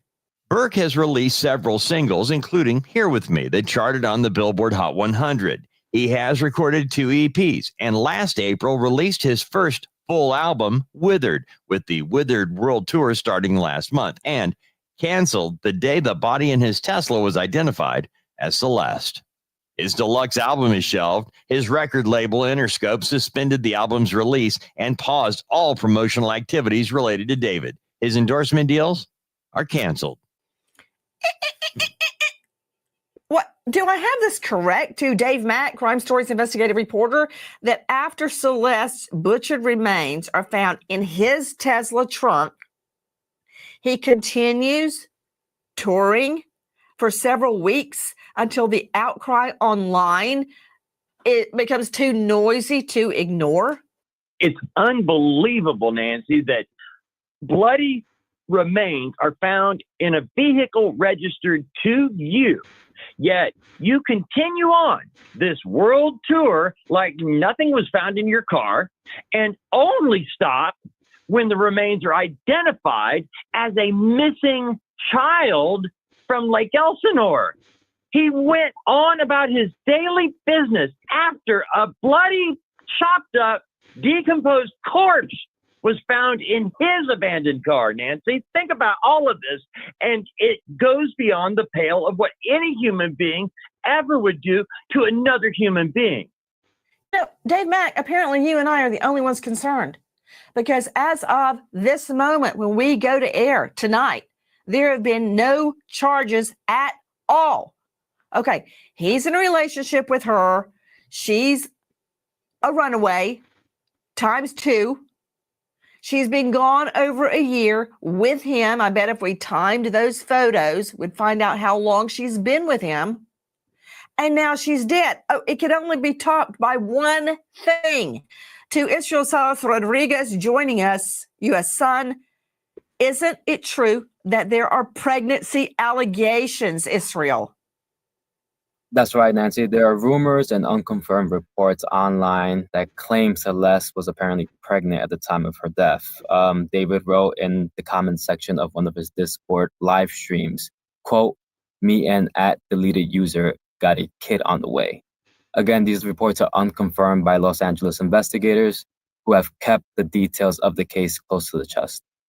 Joe Scott Morgan, help me out. You're the death investigator. You're the one that has handled literally thousands of death investigations with her body.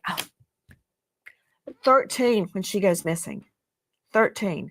And we're talking about her partially dismembered body in a bag in his Tesla. Okay. How do we figure out if she was pregnant? Oh, yeah. Well, that's the key, isn't it? And if they can, and again, Nancy, this is a big if, because I keep hearing these snatches of information about how badly she was decomposed.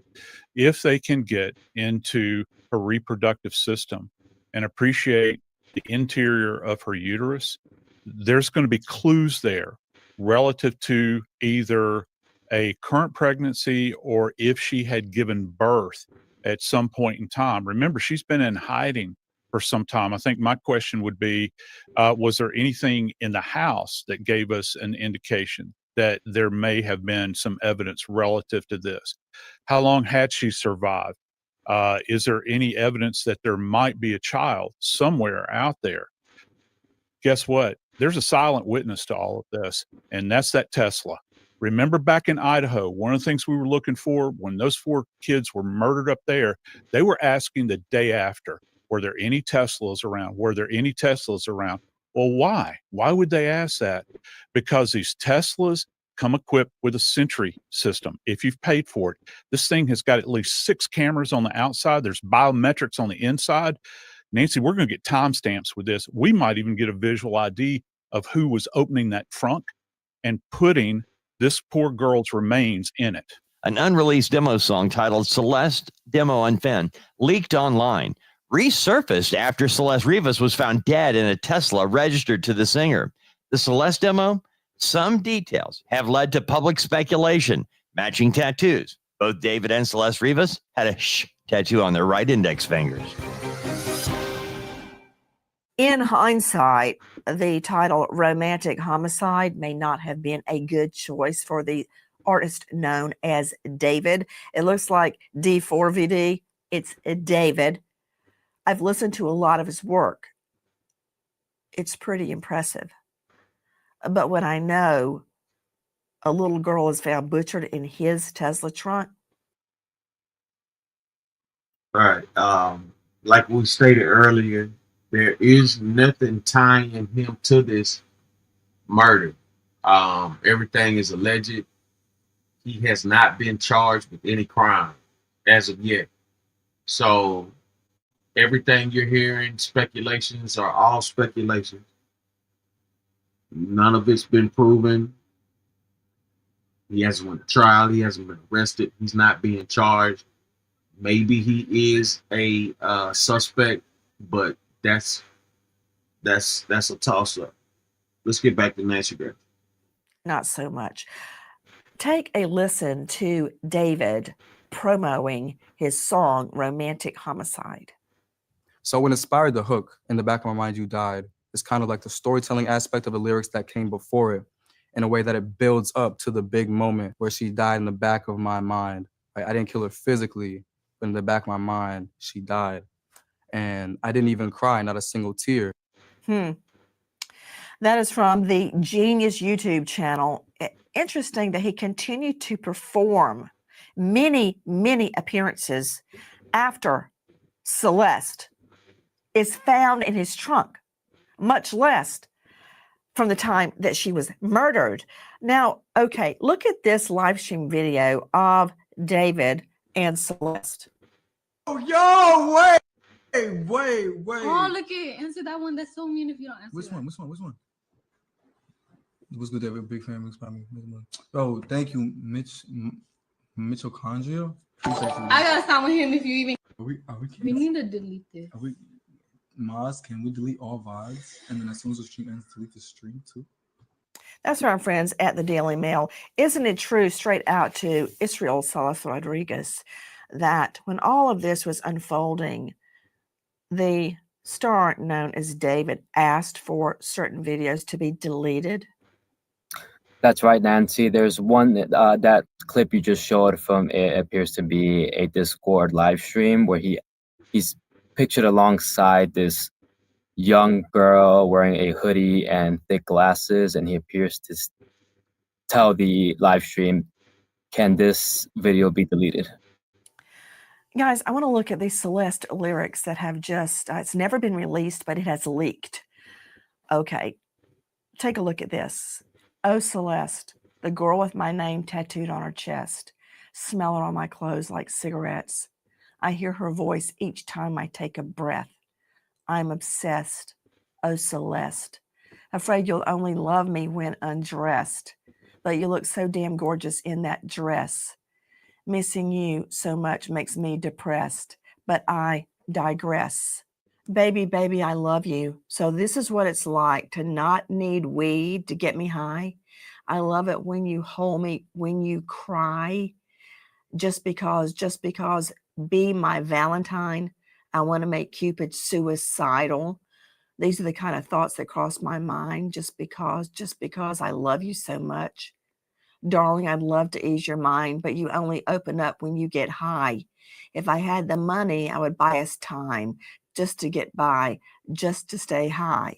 Okay, I don't have to be a renowned psychoanalyst to figure this out. Dr. Bethany Marshall, I think I know why he didn't release it, because she's underage. Absolutely, which is perhaps one of the reasons he hides her face in all of those photos. Or on the other hand, she's gorgeous and he's afraid that other men will be attracted to her. I want to point out that homicide is the leading cause of death amongst pregnant women, since we're talking about her possibly being pregnant. But in terms of these lyrics, you only talk to me when you're high. It sounds like an abuser trying to extract all these secrets from an underage girl. And then when she's high, he finally feels like he has access to her innermost thoughts. The idea that you only love me when you're intimate with me, I don't have those lyrics in front of me right now. To me, this is a man who's stuck in rejection, that no matter whether the victim is living under his roof, adoring him, covering her face, getting high with him, putting tattoos on her body, it doesn't matter what she does, he's still stuck in a state of rejection. Human remains wrapped in plastic, placed in a bag, and hidden in the front trunk of the Tesla are severely decomposed and partially dismembered. Police say the person was a female, 5'2", weighing 71 pounds, with wavy black hair, and was wearing a tube top and black leggings.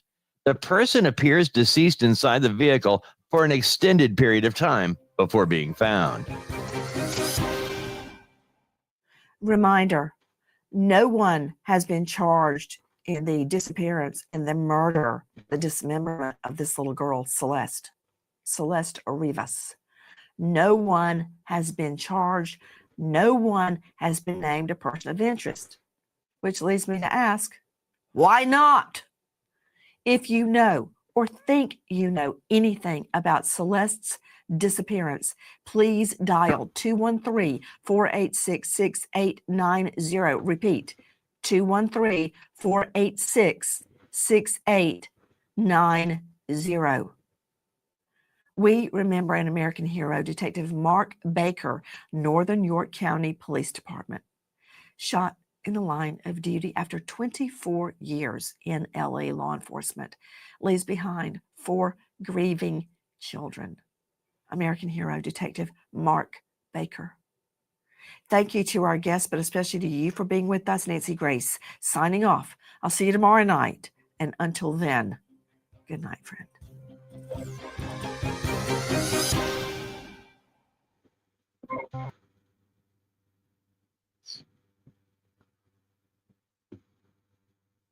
Salute. Shout out to everybody tuning in. That was Nancy Grace with her update on the teen found dismembered in singer D4VD Tesla.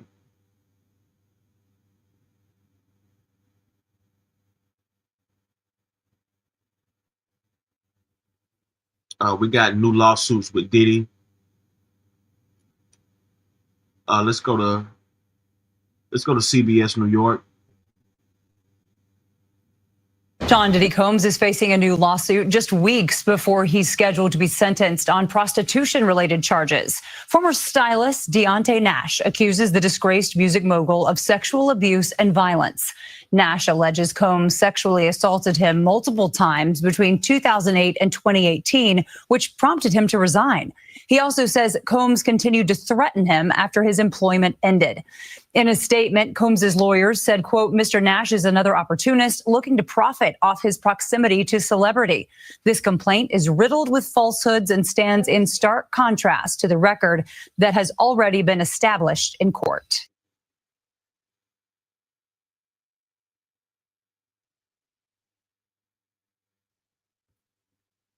Holy reach, Batman! You take away.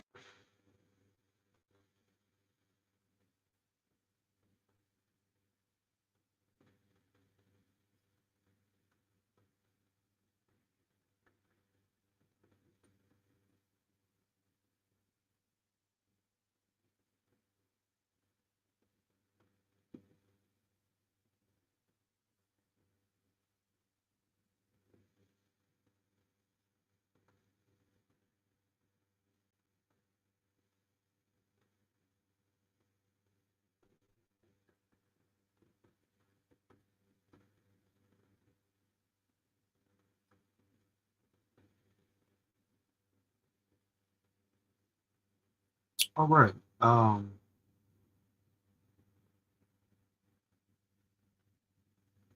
We got several other stories we're gonna run through. That was the update. That was the update on the DVD case, D4VD case. Let's go into Trump. Let's go to 12 News Now. Trump signs executive order supporting proposed deal to put TikTok under U.S. ownership.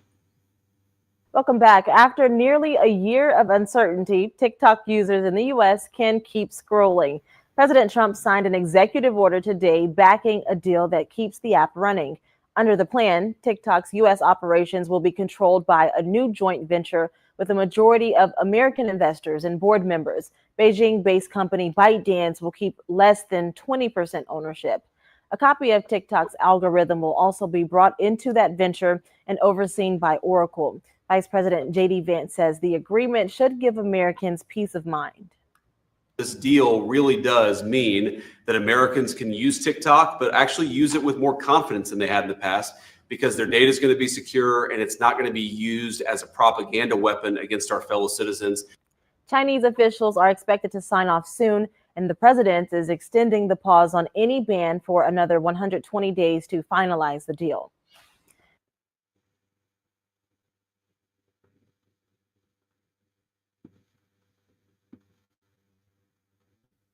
All right, I've been seeing a lot of you guys go back and forth about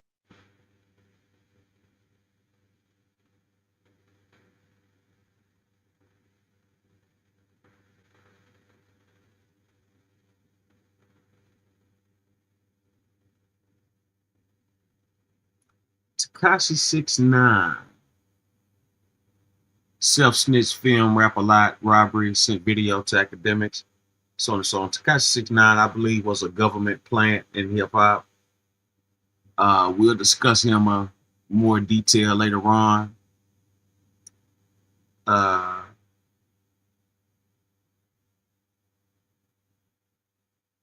want you guys to pay attention.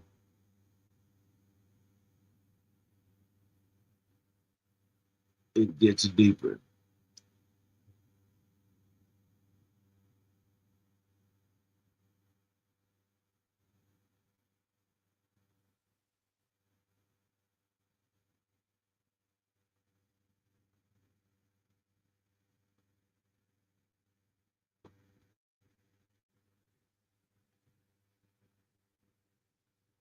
All right, let's go to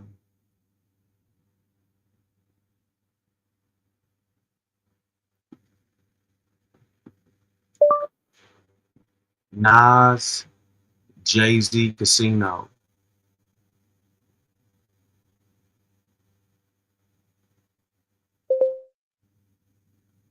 Let's try it again. Jay-Z, Casino. Denied.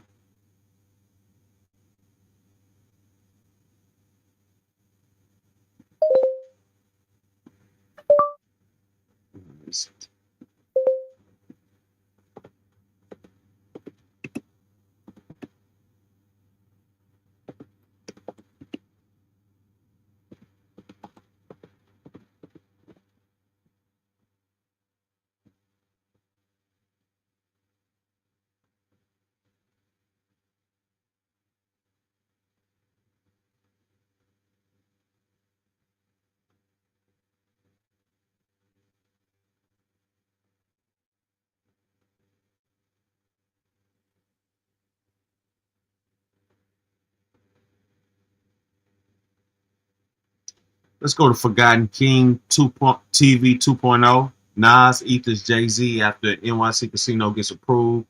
Days after Jay-Z Casino gets denied.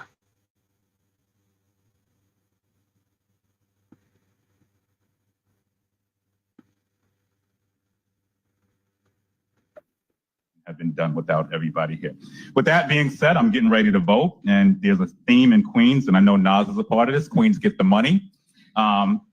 Sorry, Jay-Z, we win again. I just had to rub that in. You can let the Brooklyn Borough President know that I send my regards to him. With that being said, I vote aye. Borough President votes in an aye, and some conflict will be brewing. I'll move a little away from you. Next up is myself, representing myself as a state assemblywoman in this district. I have to say this has been an opportunity of my professional career as the assemblywoman. What's up, everybody? This is the world famous Ed Lover, and you are watching Forgotten Kings TV. That's right, Forgotten Kings TV. Come on, son. What I'm hearing that your boy Nas, he made an announcement a couple of hours ago. He's saying his casino in Queens has been approved, man, in a unanimous vote. Okay, this comes just 1 week after Jay-Z and Roc Nation lost their $5.4 billion Times Square casino bid in a 4-2 vote. Okay. Now, apparently, someone was heard saying, "Sorry, Jay-Z, we win again." I just had to. Let's play. This is crazy. Let's play this clip, y'all, right quick. Okay.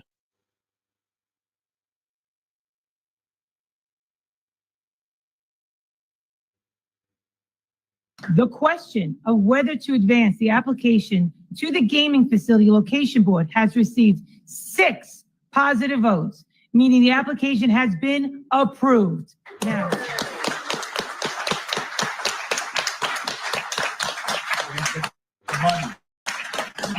With that being said, I'm getting ready to vote, and there's a theme in Queens, and I know Nas is a part of this. Queens get the money. Sorry, Jay-Z, we win again. I just had to rub that in. You can let the Brooklyn Borough president know that I send my regards to him. With that being said, I vote aye. borough president votes in an aye, and some conflict will be brewing.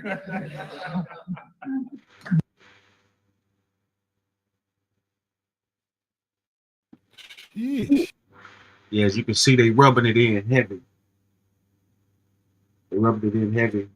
The only time Nas can get attention is when Jay-Z name is really brought up. This is not even funny. Just what it is. Nas is not that guy, but apparently he's making a comeback. Let's get back to it. Subscribe to Forgotten King TV 2.0. Talk to me, King. That's how we giving it up now. Damn. More algorithm smoke. That's what I'm saying. Hold on. We met the standard and then some. And the only This is crazy.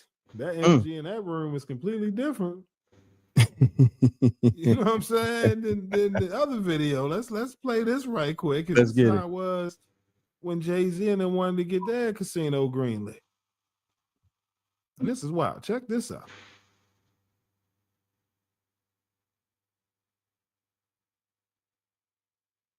You know it. We met the standard and then some. And the only one with courage to stand up is the governor and the mayor appointees. And everybody else runs and hides. Go run and hide. Because what you did, the benefits you denied this community and this city and state,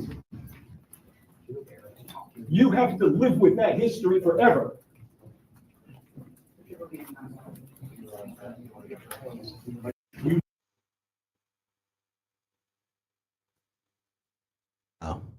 What's going on, King? Yeah, what was that about? I'm trying to understand. Like, that was. I mean, I guess he's highly upset that things didn't go. You see, that's what I'm saying. The one video, like Nas and them team, you know, Queens get the money.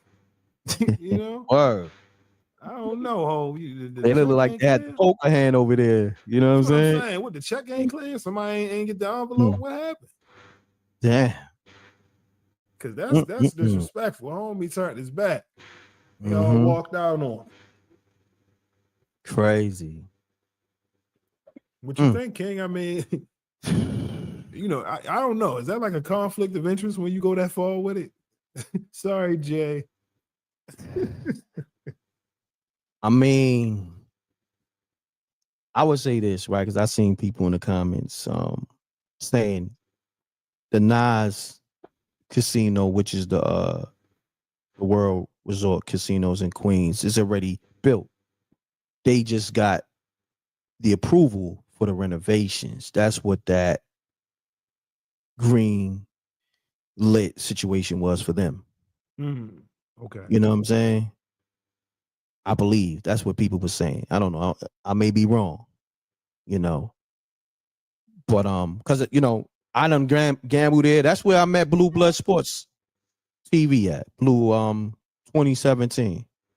This is before Nas was on the board or had ownership in the casino.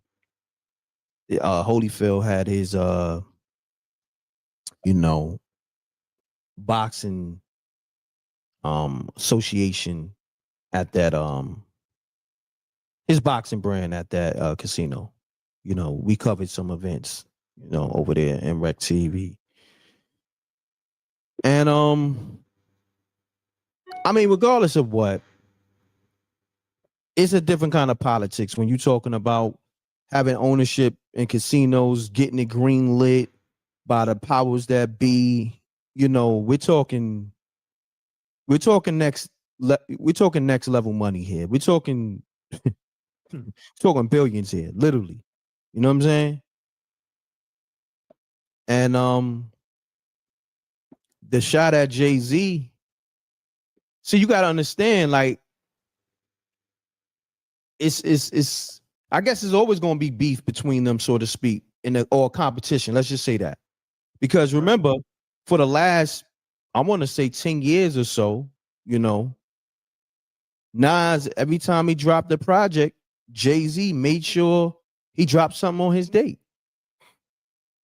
You understand what I'm saying? So when you play like that and you initially, There's no comparison.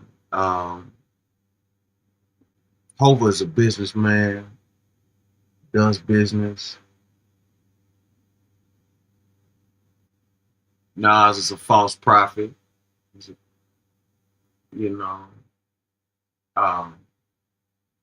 plays that passive aggressive role, but you see right here what's going on. They cut Jay-Z's throat. They snaked him. Jay-Z was snaked on this right here. He was snaked big time.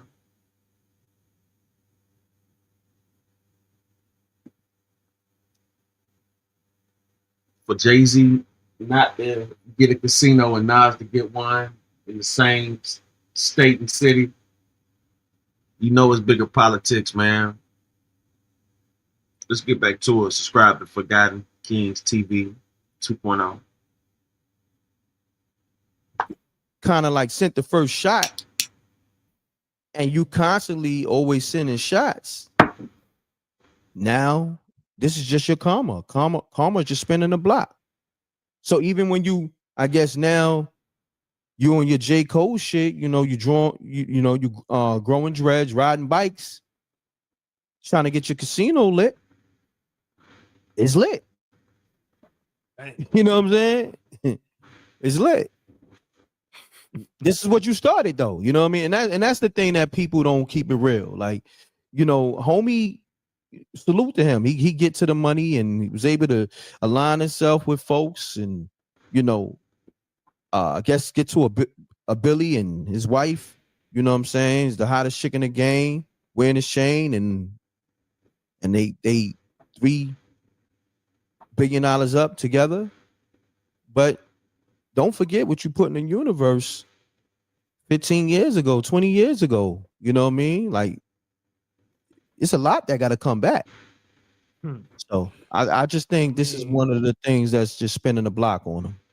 That's why I said it's we're witnessing everything happen right in front of our own eyes. Correct. Right? Once upon a time, Jay-Z, Beyonce, their brand was bulletproof. Mm-hmm. Right? Couldn't say anything about negative. Correct. Now it just seemed like, smear campaign left and right. Whether it's Jay-Z, Beyonce, right? Whether it's the people they do business with. I mean, now you're looking at this situation, it's like, damn, a lot has changed. It's a whole lot that changed. Remember, they used to do the Rock Nation brunches. That didn't happen for a couple of years now. And then also the distance from Diddy. Me and Diddy was never friends. Now we see why Jay-Z publicly denounced his friendship with Diddy. Because when you got deals like this in place and everything that was going on with Diddy, that whole witch hunt, and his case being so publicized, and how crazy the charges was, he couldn't be in the mix of all that, trying to get this casino green lit. You feel what I'm saying? Man. Like, it went from black excellence to damn, I don't even know where it's at right now. That's why I said, I mean, with everything going on outside, or at least at the time, with all of the accusations, you had the Tony Busby with the hotline, it was just hot outside. Yeah. And of course, once they did the premiere with his daughter, and then the accusations come out, and then he got into it with Tony Busby, like, I understand a lot of people in the industry has just kind of been walking on eggshells, whether it's the Frico, whether it's the Epstein files. I mean, who knows? Who knows?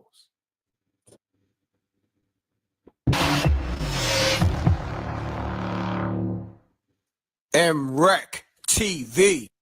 We mentioned Vlad.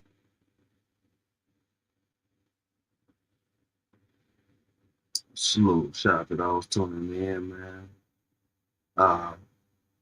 We got a little more to go.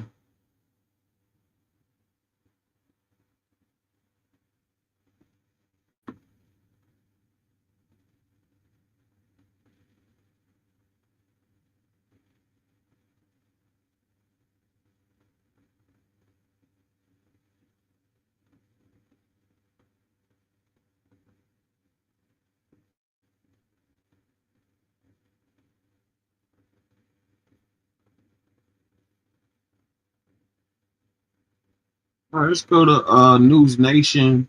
Tiger that killed its owner was a cat being a cat.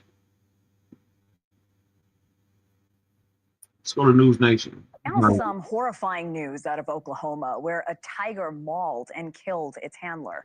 Ryan Easley ran the Growler Pines Preserve, which is a private facility offering tours and demonstrations with retired circus tigers. Ryan was also a former associate of imprisoned zoo owner and Netflix star Joe Exotic, at one point keeping some of his animals at the Tiger King's facility. Ryan was said to be nearing the end of a show when a tiger who he had handled since birth attacked him out of nowhere. He suffered bites to his neck and shoulder. Ryan was just 37 years old. Joining us now is wildlife biologist and TV host Forrest Galante, who has decades of experience with apex predators. Forrest, thank you for coming on tonight. Thank you. This is beyond devastating. What was the first thing that went through your mind when you heard about Ryan's death? You know, it's just so sad, and I can tell you without any doubt that the tiger did not attack him maliciously or attack him viciously. It was simply a mistake. The problem is when you're dealing with, a 500-pound wild cat, one little mistake, whether it's an agitation, similar to what you get with your house cat, can be fatal. The difference with your house cat is it's a little scratch, and with the tiger, it's just a poorly placed bite that can end someone like Ryan's life. So it really is an unfortunate event. Ryan handled this tiger since it was a cub. They were apparently very close. You have experience with these animals close up. How unpredictable are they? You know, a cat's a cat at the end of the day, Hannah. And I for any cat owners out there, you know exactly what I'm talking about. Your cat can be super sweet and fun, and you can be tickling him on the tummy, and then he can just swipe at you out of agitation or aggravation or just out of sheer boredom. And like I said before, the difference is when a tiger does that, it can be absolutely fatal. So it doesn't even matter if you raise them from a cub or you pull them out of the wild. I'm certain this tiger didn't want to kill Ryan. It was just a cat being a cat. And that variable of unpredictability that large cats exhibit, and the fact that that predator instinct and that behavior is there, means that you can never truly trust them, whether it's this or, the old Vegas performers. I'm blanking on their names, but these accidents happen around these big cats, and it is the reason why so many institutions are against hands-on work with them. Yeah, you're talking about Siegfried and Roy, and Freud. That's You're right. it. I completely, you're right. In that case, of course, happened a few years ago. And Ryan's father is explaining it the same way. He said it looked like a love bite. What happens to this tiger now? You know, Typically in these I'm not sure. situations. It's a great question. I'm not sure what the state of Oklahoma does in this situation because each state has its own laws. Typically, when an animal kills a handler, it is euthanized. Now, in this case, I believe a lot of these tigers were rescued, whether that was from Joe Exotic or other locations. So this tiger is already a problem child, if you will. So whether or not the tiger gets euthanized is hard to say. The unfortunate thing about it is it's not the tiger's fault. You know, while the tiger may have, as his father said, given him a love bite that ultimately was just poorly placed and ended Ryan's life, it was just a cat being a cat. So I'm not sure what will ultimately happen to this animal or any of the other animals at his facility, but hopefully if they are rehomed, they're rehomed to places where perhaps there's a little bit more hands-off nature, because ultimately, even though I do think the cats tend to enjoy that behavioral enrichment and that connection with people when they've been hand raised, it never really is safe. I mean, look at the size of that animal. It's absolutely incredible. They weigh close to 500 pounds. You mentioned Tiger King. Joe Exotic wrote on Facebook, he wrote this: "We don't need further laws to ban tigers because of this, because you can get killed doing just about anything." Would you agree with that? Salute out to everybody tuning in worldwide. Here we go. News Nation. Tiger killed its owner. We got the Joe Exotic, who's actually in prison at the moment. And that's his take on it. When you deal with these high-risk animals, man, you just got to trust that you don't get killed or mauled or maimed. This guy clearly put his life on the line, and it didn't work in his favor. I mean, yes, but if you decide to hold a metal pole up in a lightning storm, you're more likely to get struck by lightning. You know what I mean? If you're playing with a tiger, you're more likely to be killed by a tiger. I think that law and regulation is already relatively loose in the state of Oklahoma around big cat ownership, which is why this preserve was there, why Joe Exotic's preserve was there. It's really, at the end of the day, not about the laws, but about people making good choices. And I'm not saying that Ryan made a poor choice, but he obviously had intimate contact with these animals, and you can see what the outcome was. And Forrest, you yourself have dealt with really big, intimidating animals. I'm sure you've had some scary situations you found yourself in. Many, but you know, I typically work with wild animals, not captive hand-reared animals. And at the end of the day, and I'm sure Ryan would feel the same way, and I'm sure his father feels the same way, it's never the animal's fault. You know, it was Ryan who chose to go in and interact with that animal. It's me who chooses to dart or collar or tag or work with predators. And if something happens, it's because we have put ourselves in those situations, whether that's for love of the big animal or to try and save it or to try and hunt it, whatever it happens to be. And it really is not the animal's fault. That tiger did not want to attack Ryan. You know what I mean? Ryan went into his enclosure and was working with him, and this was the very unfortunate outcome. So it doesn't matter what line of dangerous predator work you're in. If you're working with them, there are huge risks involved. Forrest, can I ask you of one of your harrowing experiences? Do you mind sharing it with us? Yeah, I mean, I was darting lions in Zimbabwe a few years ago, and one of the tranquilizers did not take fully. And so I had this big male lion come rushing over to me, and I ended up dropping flat on the ground in my camouflage because I was tracking him on foot. And he basically fell asleep on top of me, which, you know, had he not been as drunk on his dart serum and I not laid flat on the ground, it could have been a similar result to this. And that's with a wild lion. And you know, you just never know what's going to happen in the field with things. It is so unpredictable, but you can see how magnificent they are, and they deserve all the respect and love and not fear, but attention that they get in a positive light, in my opinion. Well, that's an incredible story. I'm glad you're okay. And I appreciate you coming on today and talking about this. Forrest Galante, thank you. Thank you. Thank you for watching. Subscribe below and download our News Nation app right now on your phone, and you will get fact-based, unbiased news for all Americans.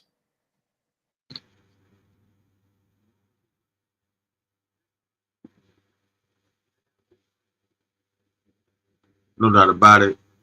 Lions, Tigers, Bears. All wild animals, man. They run their own area in space. If you enter that, you are in their territory. You understand? Shout out to Crook, man. Shout out to everybody tuning in, man. Worldwide with it. You know what I'm saying? We got more news here.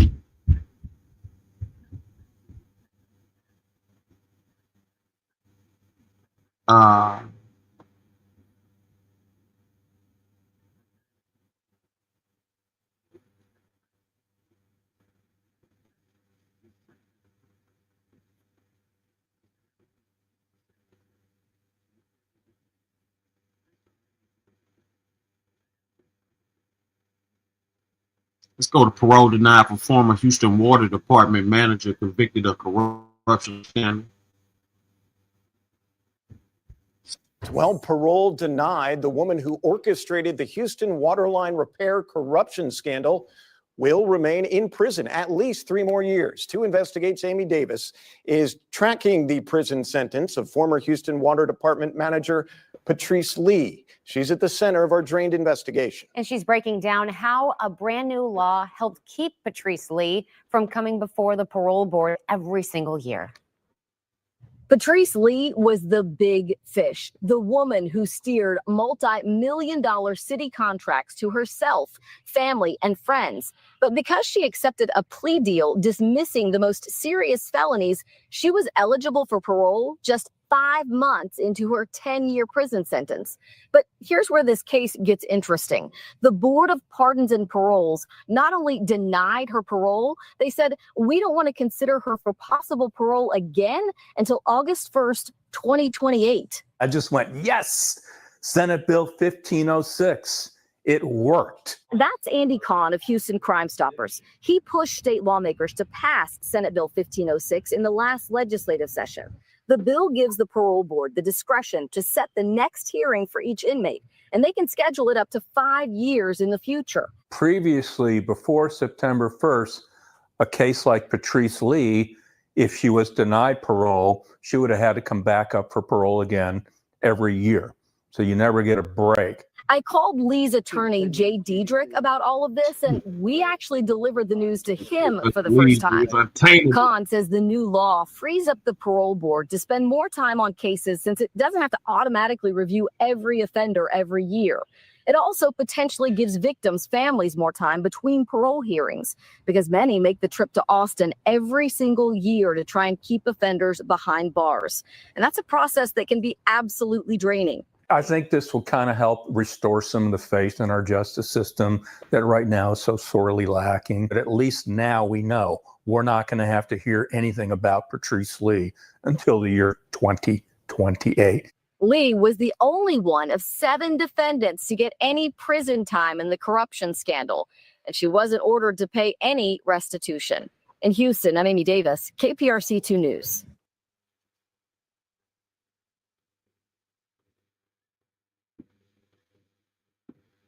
Yeah, she sounded like she's. And at some point before she took her last breath, she said she was sorry. She said she shouldn't have said what she said. Carrie Hardin was gone, and instead of calling for help, Kenneth Hardin says he panicked. Yeah, she definitely seemed to be the fall person for whatever cover-up scandal that he had going on with the water department. All right, let's go to 8 News now. 15-year-old accused of major casino cyber attacks. Caesars paid $15 million after extortion. An Illinois teen is accused in 2 major cyber attacks against the Las Vegas casino groups, while a prosecutor says one of them, Caesars, paid the alleged hackers millions. Good evening to you. I'm Brian Loftus. And I'm Denise Valdez. The 8 News Now investigators inside the courtroom as more was revealed about this juvenile case. Vanessa Murphy joins us in studio with the latest for us. Vanessa. Denise and Brian, prosecutors say this teen is responsible for a multi-million-dollar cyber attack against major casinos without stepping foot outside his home. Now, in order to get inside the courtroom in this high-profile case, we had to agree not to identify the teen or his parents. This is a large-scale conspiracy involving social engineering and essentially what could be called cyber terrorism. At the age of 15, this Illinois teen's accused in the cyber attacks against MGM Resorts International and Caesars Entertainment back in 2023. Now 17 years old, he turned himself in as he faces charges for extortion, conspiracy, and more in Las Vegas in a case reaching Nevada, New Jersey, Illinois, and the UK. The alleged cyber attacks caused major disruptions. The lines were horrible. It just took us so long to even be able to check in. I asked them for a confirmation email. They said, we're not doing anything electronic, everything by paper. Prosecutor Summer Clark revealing Caesars paid a group known as Scattered Spider $15 million after extortion and threats. The FBI still can't track down $1.8 million Caesars paid in Bitcoin currency, and MGM lost $200 million.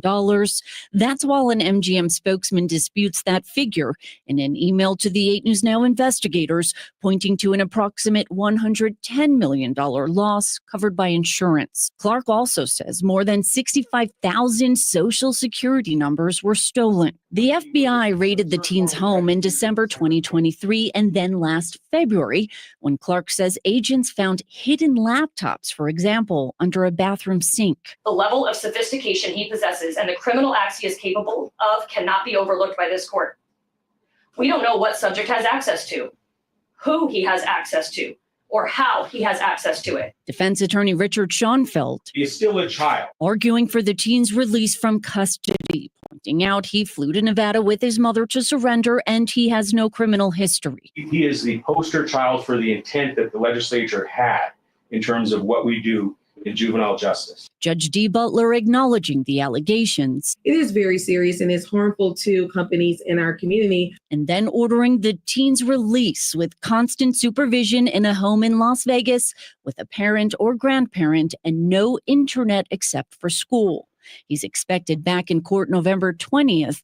Prosecutors say they'll try to have the case moved to the adult system. While they may not be the typical offenses we see for certification, such as physical violence, firearms, or carjackings, they are actually no less serious and no less egregious in the effects that these crimes have on others, not just individuals, but companies. We did not hear from the teen in court. His defense team tried to prevent media access by filing a motion. The judge let us in that courtroom, though, with restrictions. Brian. Several adults facing federal charges in connection with the same cyber attacks. While MGM did respond to the 8 News Now investigators' request for comment, they did not hear back from Caesars. Yeah, very sophisticated. This guy was definitely groomed into this lifestyle. You don't get that good without being taught. All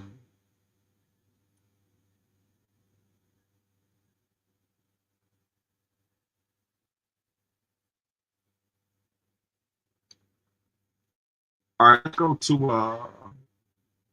over 1,000 pounds of drugs confiscated and murder caught on camera. Fox 5 Atlanta. Tonight, a shocking crime. Burglars gunned down a woman outside her own home. Video shows one of them started firing just seconds after she pulled up in front of that DeKalb County house. Good evening and thank you for joining us. I'm Russ Spencer. I'm Courtney Bryant. Police have released video of the murder and hope someone will recognize the burglars and turn them in. Fox 5's Tyler Fingert has been following the story all day and joins us now with details of this developing story. Tyler? Yeah, Courtney, good evening to you. Police say the woman was shot and killed after confronting burglars outside of her DeKalb County home. Take a look. You can see what appears to be tire markings on the ground right there that lead to the front yard. Investigators say the woman popped the curb and drove onto her lawn where she was shot. Police released this shocking video Monday of the moments apparent burglars gunned down a DeKalb County woman in the front yard of her home at around 10:30 Saturday night on Citation Drive, which is not far from the I-20 and 285 junction. A neighbor heard it all unfold. It was gunshots, clearly. Rapid gunshots like that. And screeching in the car. DeKalb County police say the victim, identified as 36-year-old Anna Scott, may have seen 3 suspects on her doorbell camera trying to break into her home before confronting them. You can see one of the suspects is armed with what appears to be a crowbar and another with a gun. The video shows the moment she pulled up on them with her Jeep and the suspect shooting her while she was still in her vehicle. Police found her Jeep with multiple bullet holes in it. That's very shocking because this is a quiet neighborhood and nobody hardly is getting in any trouble around here, so I don't understand. A neighbor's doorbell camera captured this video of him going outside to try and assist the wounded woman who was calling for help. Medics rushed Scott to the hospital where she died. A neighbor who knew her said she was a beautiful soul. I'm just so sorry to hear about her passing away. I'm so sorry to hear about that. DeKalb police say it's releasing the video and this picture in hopes someone can help turn the 3 suspects in. If you know anything, call DeKalb County Police. They should find them as quick as possible. Quick as possible, for somebody to just kill an innocent person. A relative came to the scene this afternoon. They didn't want to talk on camera, but tell me that they are shocked and still trying to process what happened. We are live in DeKalb County tonight. Tyler Fingert, Fox 5 News. Tyler, thanks. In Gwinnett County, police say a homeowner shot and killed a suspected burglar. Officers say the suspect broke into the home on Red Bark Court near Lawrenceville, and the people inside immediately confronted him. Police arrived while the suspect was still inside, but as they entered the home, they say the homeowner shot and killed the suspect. The Drug Enforcement Agency is celebrating a huge drug bust during which it seized about 1,000 pounds of methamphetamine in DeKalb County. They also arrested 5 people who federal authorities say are all members of a Mexican drug cartel. Outside's Eric Mock joins us now live from outside DEA headquarters in Atlanta. Eric, put this all into perspective. What does this bust mean? Yeah, it is a very large bust. They telling me that the street value could be upwards of $5 million of this much meth. But they did say that it sometimes seems like just a drop in the bucket of how much is out there in Metro Atlanta. And again, yes, it was 1,000 pounds of meth in total they seized from 2 different locations here in DeKalb County. One was a home that they said was in Stone Mountain, and the other was an apartment, which they said is just a few miles away from the DEA headquarters here. Now, they said these were stash houses for the Jalisco New Generation or CJNG cartel. That's out of Mexico.